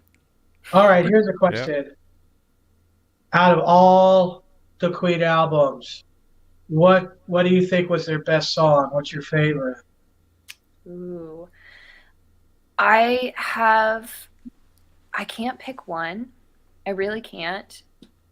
Obviously, Night at the Opera, that's going to be my favorite album. I really love Love of My Life. I think that's probably going to be one of my top. If not, it's like tied with Bohemian Rhapsody. But I really love a lot of those songs that are on that record. Death on Two Legs is such a incredible song. Death on Two Legs. I think that's one of the best. I'm in love with my car too. I think. Oh, me too. Yeah. Those are like the old Queen. Like off the first album, you had Keep Yourself Alive and Liar. And I thought that was a really good hard-edged Queen sound. And then the second Queen album was kind of soft, but the third Queen album, Sheer Heart Attack, Tenement Funster, is outrageous. I just love that song, And I like In the Lap of the Gods, the first one, where he's just singing all that crazy stuff. And I really like the hard edge that they had at one time. That's where I am on it. Did either of you ever see Queen live? Just curious. No, I never did. No. Used to skateboard to it, though. There you go. More skateboard. My uncle saw them in 80, and he photographed them in 80. And his just the photos look incredible. Like, I could only imagine being there. I had no idea that Brian worked with Edward Van Halen until maybe like a year or two ago. And someone mentioned Starfleet to me, and I was like, what? They're like, you're like Starfleet because you're Brian May and Edward Van Halen. And then I looked into it. It's so funny. I love it. It's so cool. I had no idea it existed. So I'm putting like a light up moon in this And this is like the first official prototype. So it's got a light up moon, fiber optics in it. And then it's got a special effect that I'm creating right now. Trying to come up with a design. I've been thinking about it in my head for the past couple months, but it like plugs into these boots that light up. So it's Brian May was really a heavy metal guitarist, especially in the old days, like Brighton Rocks and stuff like that.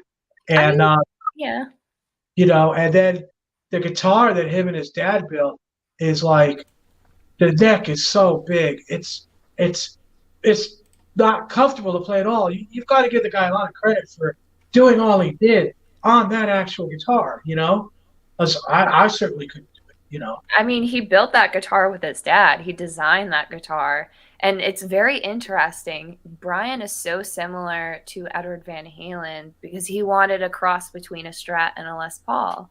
And that's what the Wolfgang is. So I find it very interesting that they're so similar, but they're just like opposite ends of the world. And it's incredible. Well, then you got the Ripley wiring too, which is basically the same thing as Brian May did. So, yes. And of course, Johnny actually has a Ripley. That's cool. That's so cool. Yeah. Brian's big guy was Rory Gallagher, and he was just a monster on the Strat. I personally love Rory Gallagher. I came up with the idea for this prototype listening to Rory Gallagher, so I'm a huge fan. And that's where he gets the treble booster and the AC Vox 30. He met Rory when he was really young, and I guess was asking him, like, what do you use? So, of course, he's going to grow up to be a little bit of a monster and a guitar player. Because I love Rory. Yeah. I'm going to show you something, Amanda. You ready for this? I'm ready. Can you see that? Is that the governor pedal? That's a governor from 1990 from England. You know how much I love Gary Moore. Yeah, and I actually have two of those. I have a backup just in case. There we go. There were problems with my camera, but I'm back. I'll show off one more thing. I was so excited. I wasn't sure how I was going to feel about this guitar when I got it. And it turns out to be probably my favorite guitar I've ever owned. Mind you, I haven't gotten a Wolfgang yet. But this is what's going to become my prototype body. Wow. So I do have to strip it down, sadly. And I feel like I should put myself in jail for that. It was so beautiful. And I feel like I'm doing something so wrong. And I'm probably going to have to write like a very lengthy apology letter to Brian May himself. I'm so sorry. This is beautiful. But yeah, I love this guitar. The resonance on this is incredible. And this is just the lower budget model. But everyone over at Brian May Guitars, the whole team, that's another team that's one of the most incredible group of people. Barry Morehouse, Gill Morehouse, I think, is over there. Yeah, everyone I've talked to is involved with Brian May. So cool. And they also all love Edward Van Halen, of course. So it's always nice to talk to those people. And that's great, Amanda. What a great guitar, man. I love that thing. Like, as much as I love Edward Van Halen, I can't lie that I really, really love that thing. If I could have an original 84 Kramer, like the straight one, I would definitely have the two together. I'm working on something right now. I haven't finished it, but I have to like paint over all of this. But this is for True-Fi. This hasn't come out yet, but it's kind of like a copy of my own take on like the Queen album, because he likes tribute pedals, and I do a lot of like tribute stuff for him. So you mentioned Jimmy Page, and I have to paint the red on this, but I'm doing like his pants, if you know his pants. So yeah. Oh wow. I don't have all of the pedal casings in here. They must be out on the table outside because I'm working on it. But I'm doing like a whole Pink Floyd run. And so there's going to be like multiple different versions of their albums, like my take on it. So I have to like kind of do it a little bit different so they don't sue me.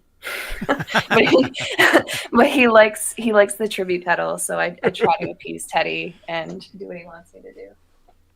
Well, I mean, you have to take your hat off to Jimmy Page too, because when Bonham died, that was it for the band. Yeah, You had that much respect for that, and you know, I think in some ways it's kind of like Van Halen, where you know he's gone, and you know I don't think Wolf wants anything to do with any of this tribute stuff, and because he's doing his own thing, he doesn't want to hear about that. He doesn't want to play his dad's, but he wants to do his own thing.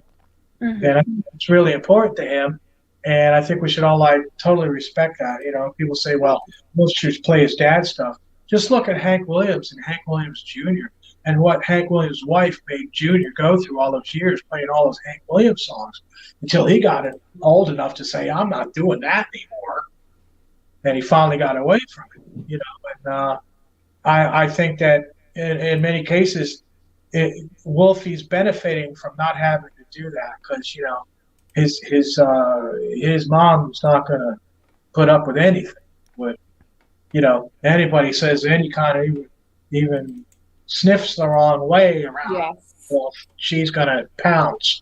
So, you know, and Wolf was the best thing that ever happened to him. It was, he thought like the absolute world of him, and that was like his whole like accomplishment in his life personally. You know, it's not like not fame, not fortune, not what he's accomplished, not trying to redo something. It was, you know, it was really all about him, and Wolf kind of pulled him out of like the depths that he was going into. Yeah. He saw things more clearly, and I never had a kid. You know, if I were able to tell him what accomplishments he made in life, if he ever had any doubts, I would say, you know, you had a son and he's terrific, and that's bigger than anything else, you know, you could do. So we got to respect Wolf. We got to support him. We can't be all, you know, grumpy old men like I'm grumpy. You know. But he's a great guitar player. He's so good. He blew me away when I watched the Taylor Hawkins tribute show. And oh yeah, and the thing was, he played it. Yeah. He played it the way that Edward used to play it. Yes. He didn't play it like with his hand in one place and does, you know, like this. He was all over the neck, doing it the old style way, or even On Fire. I never saw On Fire played like that since I saw Ed playing in the factory when I was there. And he played the old kind of way. That's the way I always played it. I thought it was wrong because you go on YouTube and he's like, well, he's doing it like this or he's doing it like that. And I'm like, oh, so I'm doing it wrong? And then I saw Wolf do it, and I said, well, maybe I haven't been doing it wrong all these years, you know? Maybe. Eddie just always wanted you guessing what he was doing. That was the whole point. Well, at the factory, he played right in front of us. The only time he turned around, he played. All the times I saw him play was when he was playing Beautiful Girls, and he turned around when he took the bar up, you know? That was the only time. Everything else, he didn't try to hide nothing from us. And it was funny because we all knew how to do that with the whammy. I mean, most of the people at the factory knew how to play a lot of, or at least a version of what Edward was doing. There were some people that worked in the factory, they didn't play guitar at all. They did, you know, they didn't care one or the other. Me and the people I knew, we were all going home and, you know, turning our fuzz box on really low, and you know, we'd play really low and do stuff, and we'd call it like, you know, what was it called? Eddie Van Hamster, we'd call it. You know, because it was so cheesy, and we sounded like hamsters because, you know, we weren't getting the sound, and we had to have it low because, you know, our parents were in the next room and stuff. You know, so we Van Hamstered quite a bit there. I'm reading some of these comments. George, yes, I see your comment about Gary Moore and Brian May and Edward Van Halen. I love Gary Moore. especially his work with Thin Lizzy and then the solo albums he did. He was so incredibly talented, and he owned Greenie, which is one of my favorite guitar players of all time, Peter Green, a Fleetwood Mac. His tone is unbelievable. I really love the use of the reverb that he had, which was a Gibson into a Fender. It sounds great.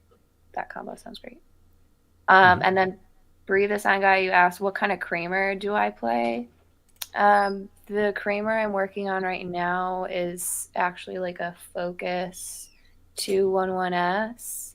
But I really like the Berettas, the 1984 body guitars. Those are great. So what wood do you want on your 1984? Seeing as I might be able to acquire one, what's your favorite wood to play out of? Ooh, I love ash bodies.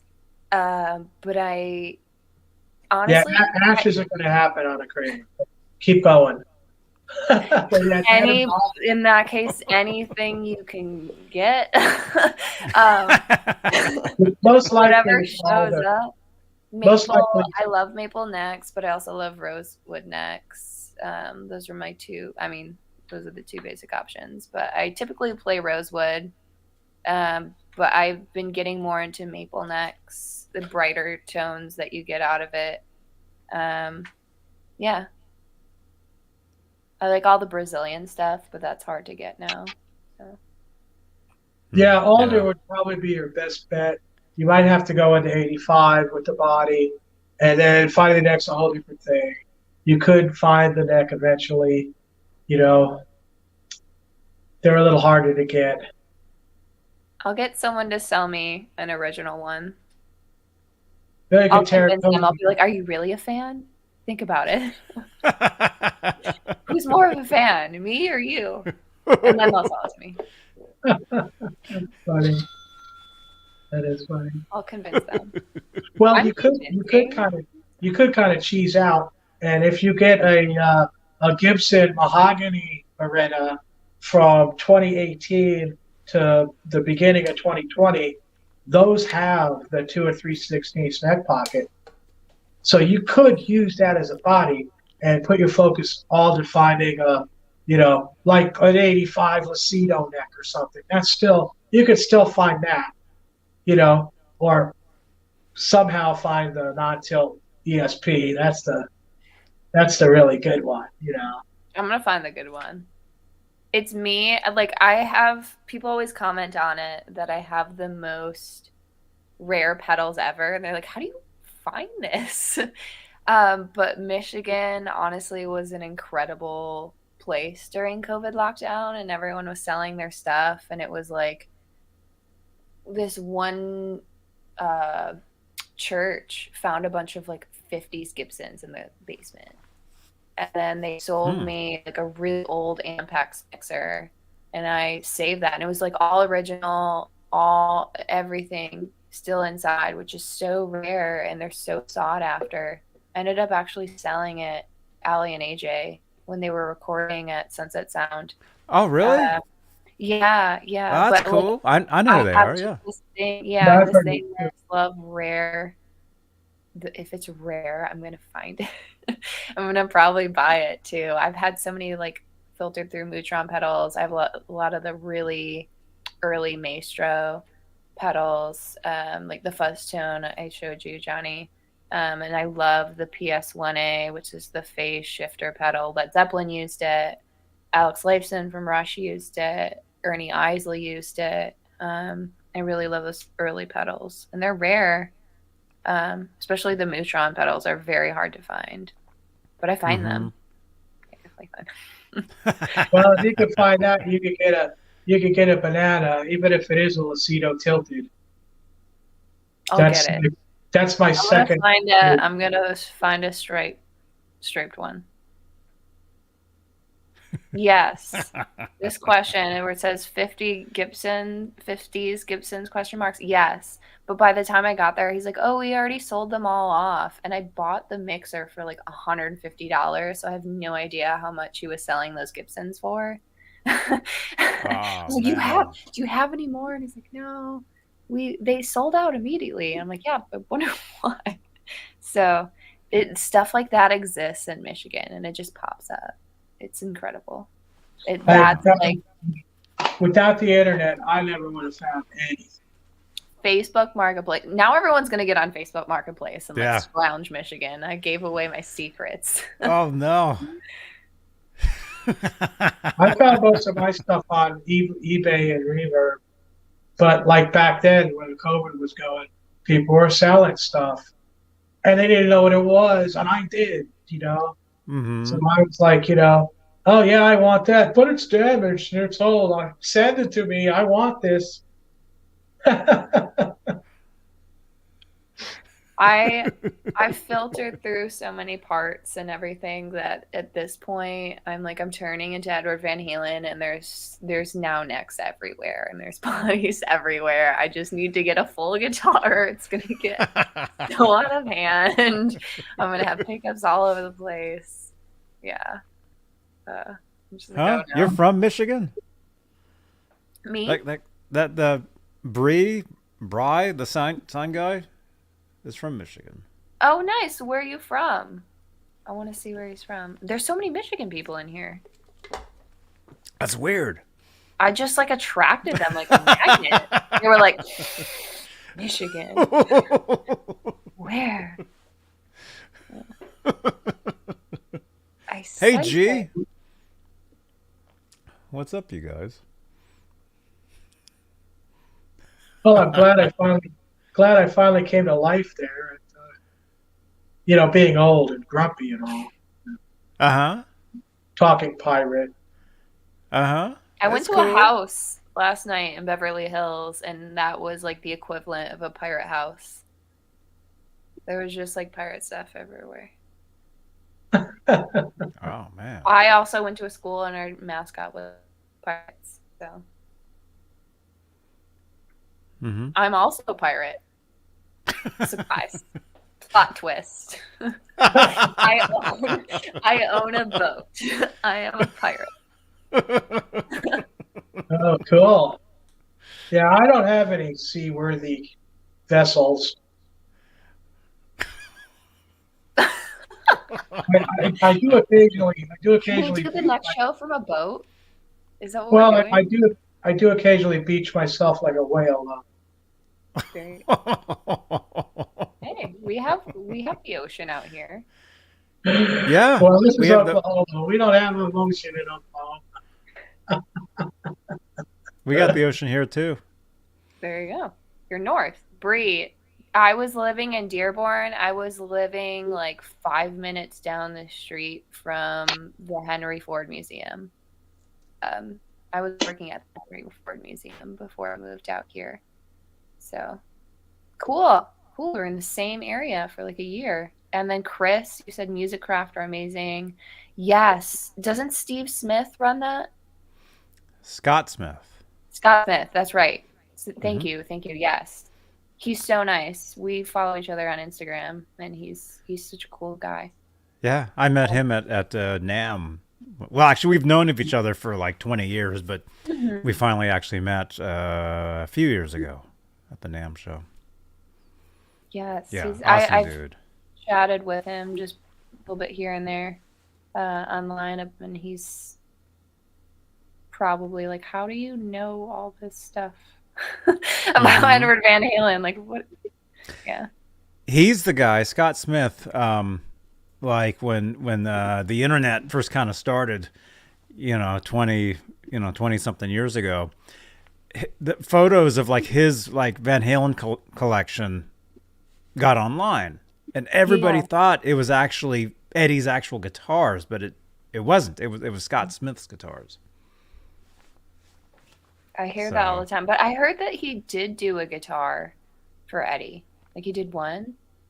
He did a Rasta. Yes. And he gave it to Edward in 2015.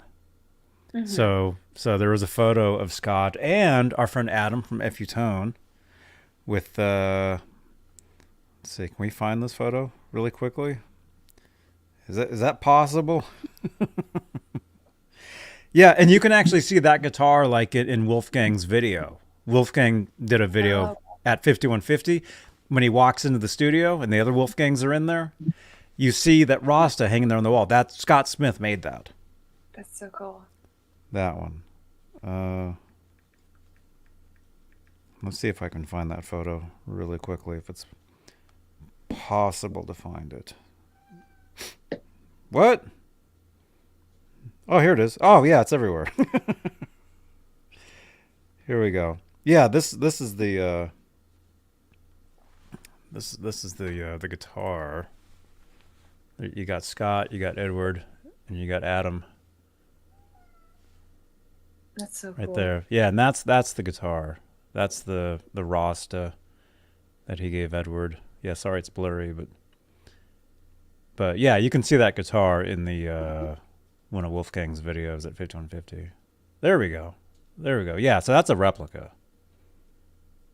That's a replica. No, they are right there. Yeah, sorry it's blurry, but yeah, you can go to FUTONE's page. You can go to Scott's page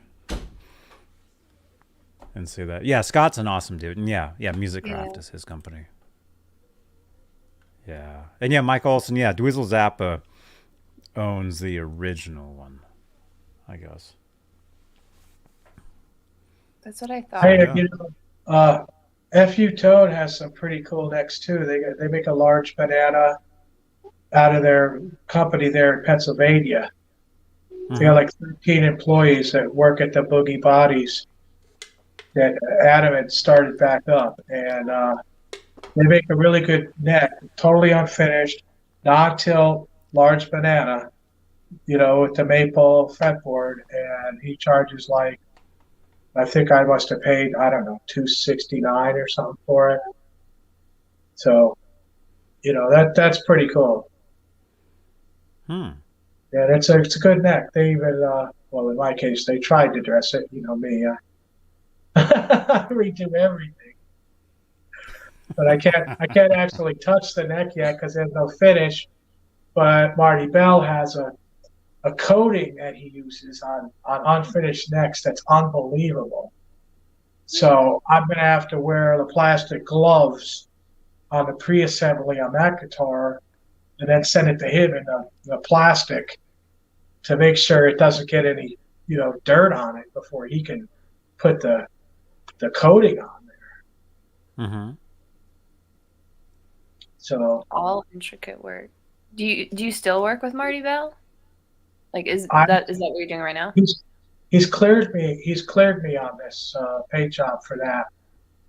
That's He cleared me on the paint job for another 5150, and that's the Music Craft body, and that you know, Adam's neck. But I have a problem because I'm used to working with 45-year-old ancient wood, and that's what really inspires me. You know, to get something you pay $900 for a neck, and you gotta like drill holes for the locking nut to mount from the back and countersink them, and you know, I got my hand drill, and you know, it's just like, I love it. I live for that. You can screw it up in a second, but my God, I'm going for it. I'll get it out. You have more guts than I do. I couldn't do that. Well, I've been doing guitars for so long, you know, and it's like the Floyd drills too, because I don't use inserts. It has to be the wood screw, and as long as you start with the small drill bits and work your way up and check and make sure you're straight going in with each size, and then you leave the hole just a little bit smaller because it is a wood screw, and then you screw it in by hand, you know. Mm-hmm. That's how I do it. Unless I did a Vanguard. It took me 5 years to build a Vanguard. It took me that long to find a Poplar Vanguard body. They only made it for 2 years in that shape, like the Randy Rhoads style shape, right? And that one has a super tight neck pocket. And it fits in there so tight. When I put the neck on there and I bolted it on and I lined up the Floyd, the studs didn't line up. So you got two things you could do. You could file the neck pocket so you could move the neck a little bit to line the strings. Well, I'm not going to do that. Not with a super tight neck pocket in one of those guitars, because they usually had to put shims in the neck pocket on the sides to stop it from moving back and forth. I filled, doweled, glued, filled those holes, sanded them level, and re-drilled them. And it also, because the neck has an angle, like the body comes in and the neck goes back a bit. So the Floyd has to go straight to the neck, not to the body. So I actually drilled both holes at an angle so the studs go in parallel with the neck. So the Floyd is, and the strings are straight across. Yeah, like that. And I pull that off. I wait for days that I feel very good to do that. I do. It's like a patient day. I don't try. I don't think I could ever install Floyd Rose, let alone like probably properly use it over my lifetime. Yeah, I'd be very nervous about installing one of those. Yeah. I love it, man. It's the whole thing. You got to get the dimensions like right on when doing that. Well, that's one of the things Kramer did wrong. They had a template for the body, and they wanted to take the body and drill and route everything on the body using his template. But the template wasn't perfect. It could move a little bit.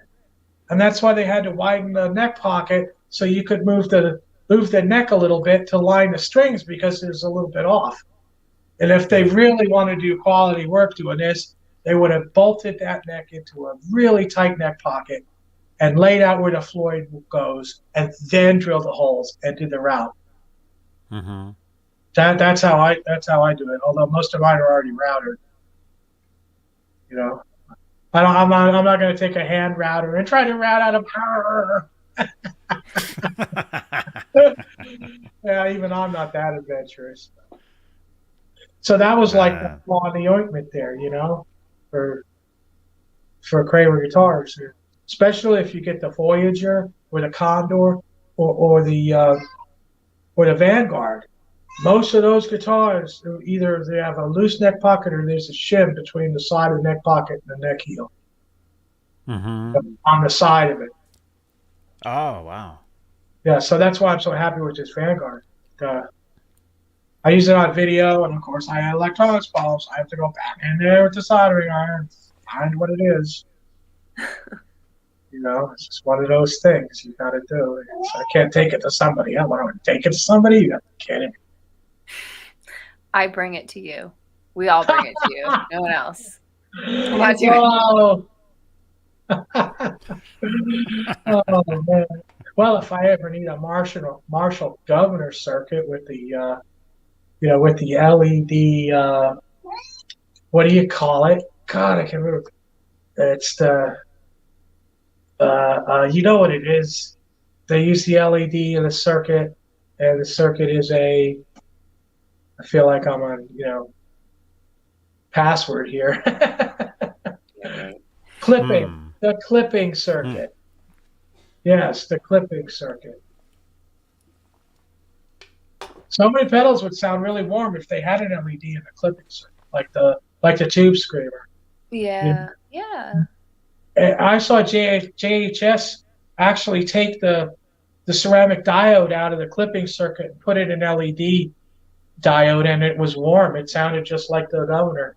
I've heard a lot about this, like the difference between that and the LEDs and how it sounds different. Even like different colors. Sometimes people say that adding a different color can change it. Right. Yeah. It's as far as I know, I use the white ones. Okay. As far as I know. But like Dawn R, man, she knows every different diode there is, what they're used for, every little piece of difference in sound in them. I haven't seen her write in the comments. Oh, she's probably couldn't make it tonight, but I'd really like for you to get in contact with her. She's smart as a whip, like you are. You guys would just get along like, two peas in a pod.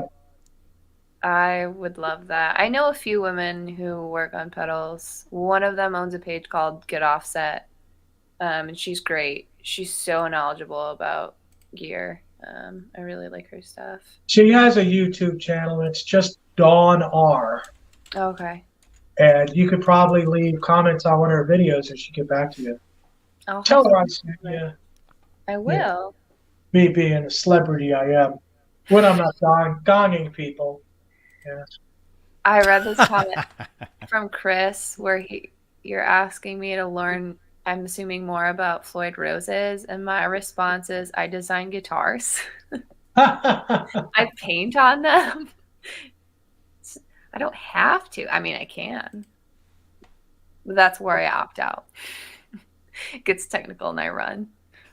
Hey, I was born with a locking nut in my hand. I had a Floyd Rose bridge under my knee when I was born. I can't remember if it was there or I was actually biting onto it. But, all this stuff, is they're hard to set up, this or that, whatever. And to me, it's like, it's not a problem for me. Hell, I had one in 82. I got it from a guy that worked at the factory before anybody had them.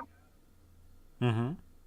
That was Bill Isaacson was building me the custom guitar. And I knew a guy that worked at Kramer, and he knew Bill, and Bill knew another guy. I don't remember who it was. Drove up to my house with this Floyd Rose bridge in 1982. And that and the locking nut. And he said, yeah, I bought it from Kramer. That wasn't quite true, but it took me like 35 years to find that out. When I rebuilt the guitar and I took the Floyd apart, the B saddle was always high. The string was always high. That's because it was a middle saddle. They mark them no marks on the middle. Then you got one mark for the, for the A and the B strings, and then both E strings are 2 marks on them, and that's where they go. And this was in the wrong order, and I knew right away that the guy had probably lifted it. Oh no. Yeah. So when you clean your Floyd Rose or whatever, when you take it apart, keep everything in line. Like, don't mix up the saddles. But the older Floyds were marked that way, and then they had they lost the contract with Kramer, and Floyd sued him. He left in '88 with Eddie because they wouldn't pay any royalties. And finally, Fender took him over in '91 when Floyd went to Fender. And that's when they came out with the Floyd Rose 2. And they changed the markings where it was like the 2 was on the inner saddle and 1 was on the E saddle. And they put little circle marks that with 2s on them or 2 little dots on there. That's when you got, bogus saddles. They will still work, they do work. I guess it's just a thing where, I want it to be right. So. Yeah, it should be. Yeah. Arg, indeed. Cheech, you said, what are some of Amanda's designs? It's really just whatever people ask me to do. So I first really started doing designs with True 5 pedals. And I did a few different runs with him, and then I'm doing the run with him now, which is all tribute work. So like Pink Floyd stuff, Jimmy Page. In the past, I did David Bowie, and then I did like a 3-headed tiger. I've done multiple stuff for him.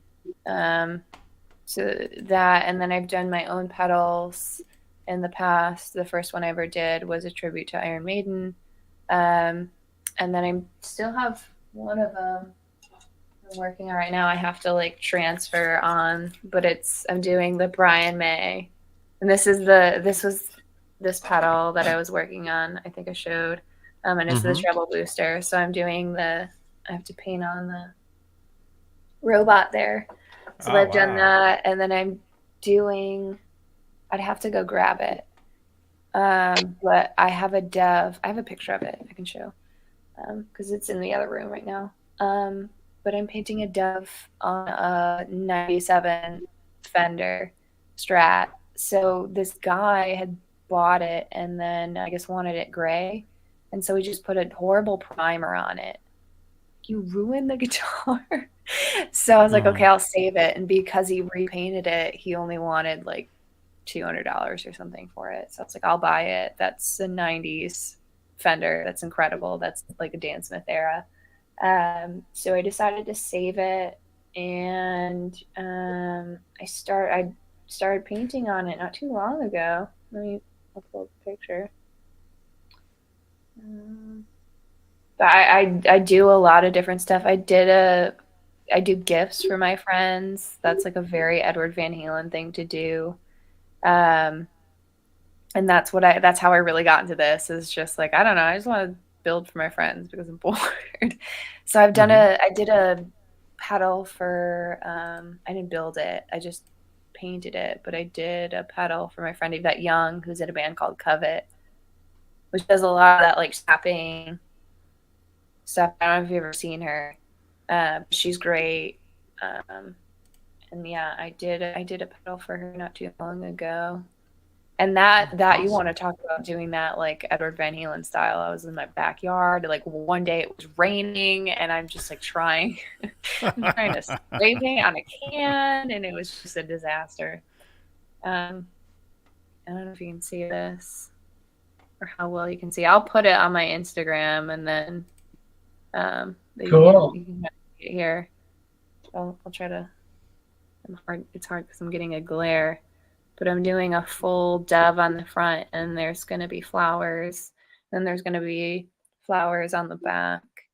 And it's a tribute to my friend. So a few of my friends, really, on the Jeff Strat. So I thought I would do that because Kramer's going to own me soon. So I was like, I want to be able to do one Fender in my life. So just one.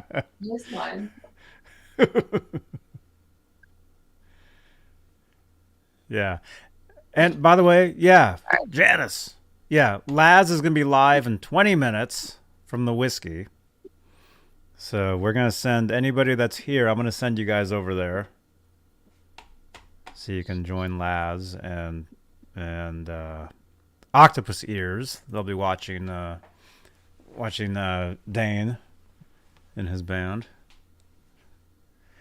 Yes. Someone down here says Yvette and her tribute Ibanez. Yeah, she's got the cool like metallic Tallman Ibanez's. She's great. Oh, cool. Oh, those are great. Yeah. She's got 2 signatures through Ibanez. They're really cool. Yeah. I'm trying to catch up on some of these. Yeah. By the way, smash that thumbs up, you guys. Smash those thumbs. And Bree, I don't work on my graphics in Photoshop. I'm very old school. So if I'm like painting a dove, I'll look up reference photos of doves, and then I just kind of draw it. I don't know. And then I go from there and I work around it. I'm very old school, very, very old school. That's cool. Gary, welcome, Gary. Cheech, yeah, oh yeah, you won. Yeah, we spun like an hour ago, almost 2 hours ago. Yes, yeah. All you gotta do, you can just text that phone number on the screen there.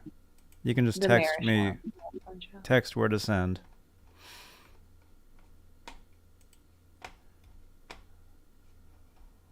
Wow.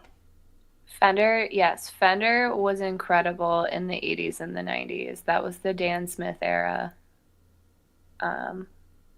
So when Leo Fender left and sold it to CBS, obviously the product quality went way down. But then when they brought in Dan Smith from Yamaha, he completely turned that entire company around. I mean, unfortunately, he's no longer with us, but that man was incredible. Absolute legend. I never met him. I only know about him through his son, Jason. And of course, obviously other stories of people who worked at Fender with Dan. Yeah, he's those 90s and those 80s Fenders, even into the 2000s, are really, really good guitars. He knew what he was doing. Yes, Kramer also knew. This is why I'm with Kramer. This is why. Yeah. Kramer is number one on my list. Brian May. We're like together.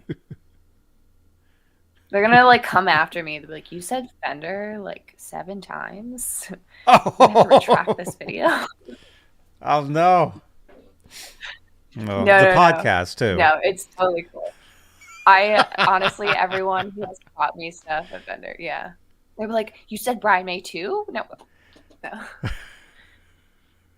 How could you?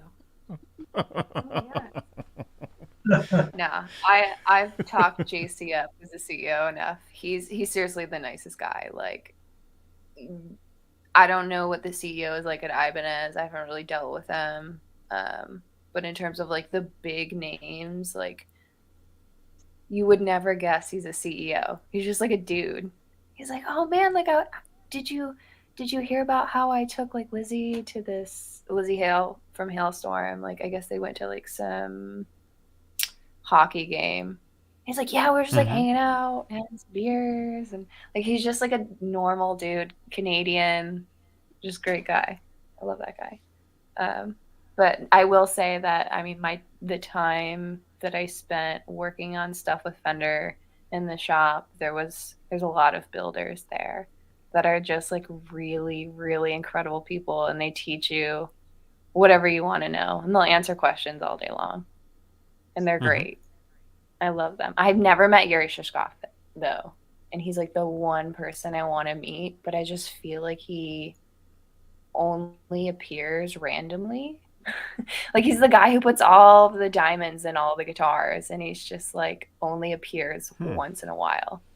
And when he does, he's like, I put like 1,007 diamonds in this guitar, and it's just like he always outdoes himself with diamonds, and it's incredible. So I expect his next guitar to have like 384 diamonds and like all done by hand, and we'll see him in like 7 years. It's just they have some cool builders, but Yuri Shishkov is like way up there for me. He's one of the top ones. Yeah, I love cool. He did this like Stradivarius Telecaster that was out of like the wood that they used like from the Stradivarius forest or something like that. It was like wood that they were actually using for those violins. It's like a protected area, and yeah, so he did these like violin masters, and I held one. Oh my god, and it was so incredible. And I was just like, I felt like I shouldn't be holding it, but I've never met him, but he's up there with Chip Ellis of like the two builders I absolutely want to meet. He's a genius. He does everything, from what I know, like everything is by hand. So meticulous. To be setting diamonds in guitars, like you have to be very, very skilled to do that. And I know he does a lot of his inlay completely by hand. And he did, I don't know if you ever saw it, but it was like the pinball guitar that lit up. Have you seen this? Was it it's at a NAMM? Custom shop one, and they had like a matching amp to go with it. Was it? It was an amp and a Telecaster, and the Telecaster lit up. It's so cool, and he like designed all of that. It was pinball? With LEDs. So when I saw that, pinball Telecaster. Yeah, it was like the pinball Telecaster, or like pinball wizard Telecaster. I don't know if that's what they finally called it. But... there it is. Yeah, the wizard. Yeah, and it completely lights up, and it's so cool. And when I saw that, I was like, I can definitely do this thing with Brian May. If Yuri Shishkov, that man started in a root cellar in Russia. If that man can put diamonds in a guitar and LEDs, I can do anything. That's the telly. Yeah. Right The there. most incredible guitar ever. It's so cool. Wait, it has working parts and stuff? Look at that. Yes. Yeah. They literally took this really old pinball machine Look. and he repurposed everything. I thought it was the most genius idea. Completely repurposed. That's what I love, is when people repurpose things. Wow. And it lights up. Oh, that's great. It really lights up and stuff? Oh, yeah, wow. It totally, you should check out the videos. Oh. It's so cool. I see there's a photo of it lit up. Yeah, isn't that cool? It's so cool. So it's the pinball, basically, like the top you'd be playing on, but it's on the guitar. Yeah. And then there's a Wow. matching amp that goes with it. And then I know that they also did like a stained glass Telecaster that lit up that was there. They couldn't sell it for some reason, but I can't remember who built that. I don't know if it was Paul Waller or Dennis or Dale. I'm not really sure. But I've seen that one, and that one's awesome. John 5, I think, played it once. But they do some really cool stuff over there. I'm not gonna lie. Oh, yeah. When I go to the NAMM show. Yeah. That's why I'm like, Kramer, it's time to step up your game. Where's the LED? An LED guitar. It's 2022. Where are the LEDs, man? Yeah. That's where I get some of my inspiration, is just like seeing the really cool stuff that comes out, and then I start thinking about like, what can I do that's completely new and different. Yeah, it's really cool. Gibson has been coming out with Henrichsen. Is that it? I've seen him pop up once, but he like carves all those Gibson Les Pauls in the custom shop. Have you seen that? Let's see. What's his name? Let me look this up. I saw they voted him, and he carves Les Pauls, and he's really cool, and he's a very good artist. And so I've just been like really kind of pulling from like Yuri Shishkov these ideas. Like, mind you, they're my own ideas, but like, I get a lot of inspiration looking at him. And let me look this up.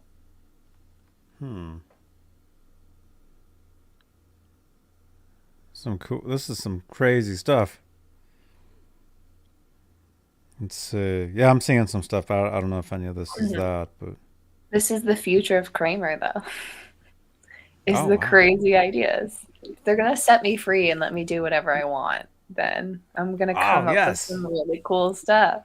That's gonna be awesome. I'm saying, like, you can do stuff that's basically like a tribute to the 1982 Lion and a tribute to that eagle, or the 2022 Ned. The 2022 Ned. Stripes. There you go. Purple Beretta. Purple with stripes. Ned stripes. Am I gonna paint the eyes? Is it gonna have the eyes, like the full Ned green eyes? This is what's happening. Oh my god, it's gonna be the coolest guitar. Everyone's gonna want it. I'm telling you. I believe it. I mean, Ned is the coolest. I'm glad to be a part of this. And I'm like, listen, the shoes are the new thing. This is going to be the new thing. Hey, Mike Olson. Tabby stripe model. Gary, yes. Ricky Henrichsen. I hope I pronounce his name correctly. But he is master. He has a master artesian collective. Him and Leo Scala. Leo Scala is really good too. But Ricky is a really great artist. And I've really been getting into his stuff. Super good. Man. Yeah, that's awesome. Hey, robot. Hey, man. Good to see you. Kramer has the Snake Sabo. Yeah, I played one of those. Guitar was awesome. And the 2 Karate Kid themed ones. Wild paint jobs seem to work on Kramer's. Yeah, all those new paint jobs that are out there are really cool. What was the other one that I played recently? The Danger Zone. Was it? Yeah, Danger. Yeah. Oh yeah. There it is. Yeah. That's a really cool. That's really a cool one. graphic. Those are just like, yeah, the graphics they're rolling out. Someone asked, wait, yay for, yes, yay Canadians. You guys are cool. And Cheech, you asked, am I a guitar player? Yes, I started playing guitar when I was 11. And I am now 30, so I've been playing for almost 20 years. Wow. I have a band, so. Really? Yes. Do you want to shout out your band? Huh? Do you guys have an Instagram? We haven't even recorded. We'll shout out the band when we actually get it all done. Man, I'm trying to get back into a band. It's been a few years. Join our band. This is the band now. Okay. All right. This is the band where, yeah. And Robbie can play gong. Yeah. We need you. You're Bonzo. You're Bonzo. Bree, you asked what kind of paint do I use on pedals? With those, I actually just use like Krylon or something good that I can get at Michael's. And then all of the artwork, I actually use those like testers paints that you use on like car model paints. It's hard to blend, but it will stay longer on the pedal and survive it probably being like tossed across the room. Yeah, that's made by Rust-Oleum. Yes. Yeah, I used to build models. I was in a couple model clubs. I actually got awards at some contests for building plastic models at the it's like a international model building society. That's so cool. But yeah, it's kind of hard though because everybody that builds models, they think that they're best at it. They don't listen to anybody. It was hard for me, and then I just started working on guitars because when I finish the guitar, I have something. I can play it. This is how I feel about guitars, though. Maybe I should start painting car models. It worth, it's worth more when I'm done than when I finish. With the plastic model, it sits on a shelf, and well, Zora tortures it, I'll trade you. I'll just go to cars now. I'll start designing those. Gary asked you do airbrushing. I have done airbrushing in the past. There was, I think, something I had to do for like Jackson out of the shop that I was working at, which is owned by Fender. Do I remember what it was that I did? I have no clue. This is 2 years ago, but yes. I actually used to decorate cakes, and so I had to use an airbrush for that. So yes, I do. Cake. Oh, that's cool. I can't eat cake, but that sounds good. Share, copy. Yes, cake. We do, and Gary, yes, we do need more animal print guitars. Thank you. We need more tigers and lions, and we're bringing back the 80s. Snakes. Ned guitars. By the way, okay, really quickly, Laz is live, so I want to send everybody here over to Laz. Before you go, though, really quick, Amanda, Nancy H. had a question like 2 hours ago. I just saw this. Okay. What advice does Amanda have for young people looking to get into guitar painting or shop work? Ooh, that's a really good question. Okay, so my advice to all youngsters out there, anyone out, just know first off, don't create your own limits. know that we live in a world where we have YouTube, and you can look up any form of information on YouTube. From what I do know, a lot of the like master builders, if you contact them on Instagram, even with questions between Gibson and Fender, they'll most likely reach out to you and answer your questions. They're very knowledgeable, and they're an incredible resource to gain knowledge on building guitars. My best bet with anything is get like a junky square that someone threw at the wall a million times, and then just take a crack at it. And just if you destroy it, no one's gonna get mad at you. And like, what are you gonna do? Make it maybe better? So that's how I started. Was I learned on restoring a square, and I probably turned it into like custom shop quality. So honestly, do that, and then keep pushing yourself. I wasn't sure if this was going to be the industry for me, but I just found my niche thing, which was just painting artwork. And before I knew it, I was getting asked by like Fender and Gibson, asking me to do work for them, and I'm like, I've only been doing this for like 2 years, and I started in my basement. I started over COVID, and it was like the first day of lockdown, and I was at my nightstand, like popping a nut out of a neck with like a hair dryer, and I was like, I'm going to do it. So if you just have that, honestly, if you have that like mentality of like, I'm going to do it no matter what, and no one can stop me. And the best thing, especially in this industry, is to never give up. Especially as a woman, like it's very hard. There's not many of us. And so it's almost like, it's not everyone, but definitely the higher you get up, it's like that jock mentality of where you're like new, like we're the names of the industry. It's not everyone. But if you know your stuff, which I've had to learn my stuff, people will respect you for having your information and knowing about gear. So honestly, just get like a starter project and then look into like restorations, and you will learn everything you've ever wanted to know about fixing a guitar that way when you restore something.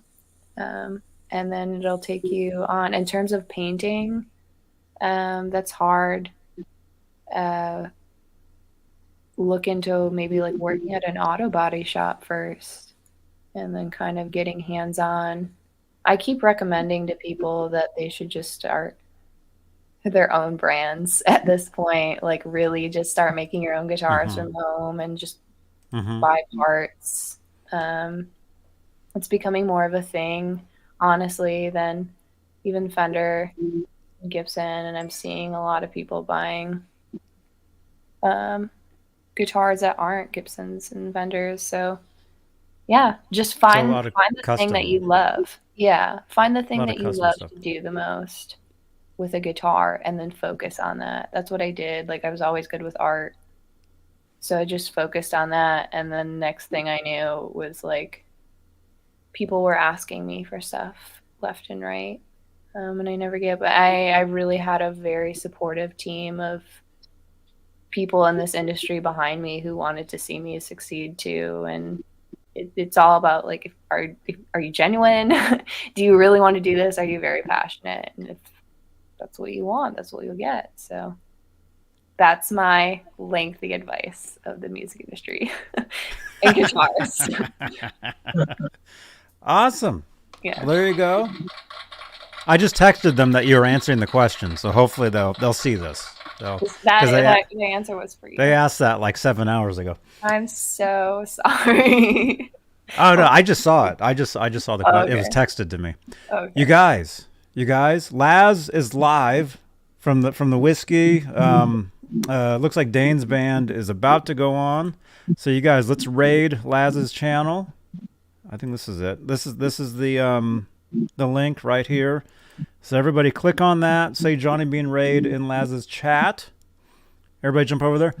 Amanda, great. Thanks for being here. Thank you for everything. Robbie, thank you, man. And Thanks. Yeah, you're welcome. You're welcome. This has been awesome, and we'll do it again. Do it again. Don't hang up, you guys. I'm gonna play the outro. We'll say goodbye off the air. Everybody, rock on. I'll see you guys tomorrow night for Saturday night, and Bye, jump everybody. jump over to Laz's channel. Everybody, here's the link. Everybody, go over there. Let's get everybody over there to watch Dane at the whiskey. Laz, it looks like he's pretty close, so he got pretty close up, so it's pretty good.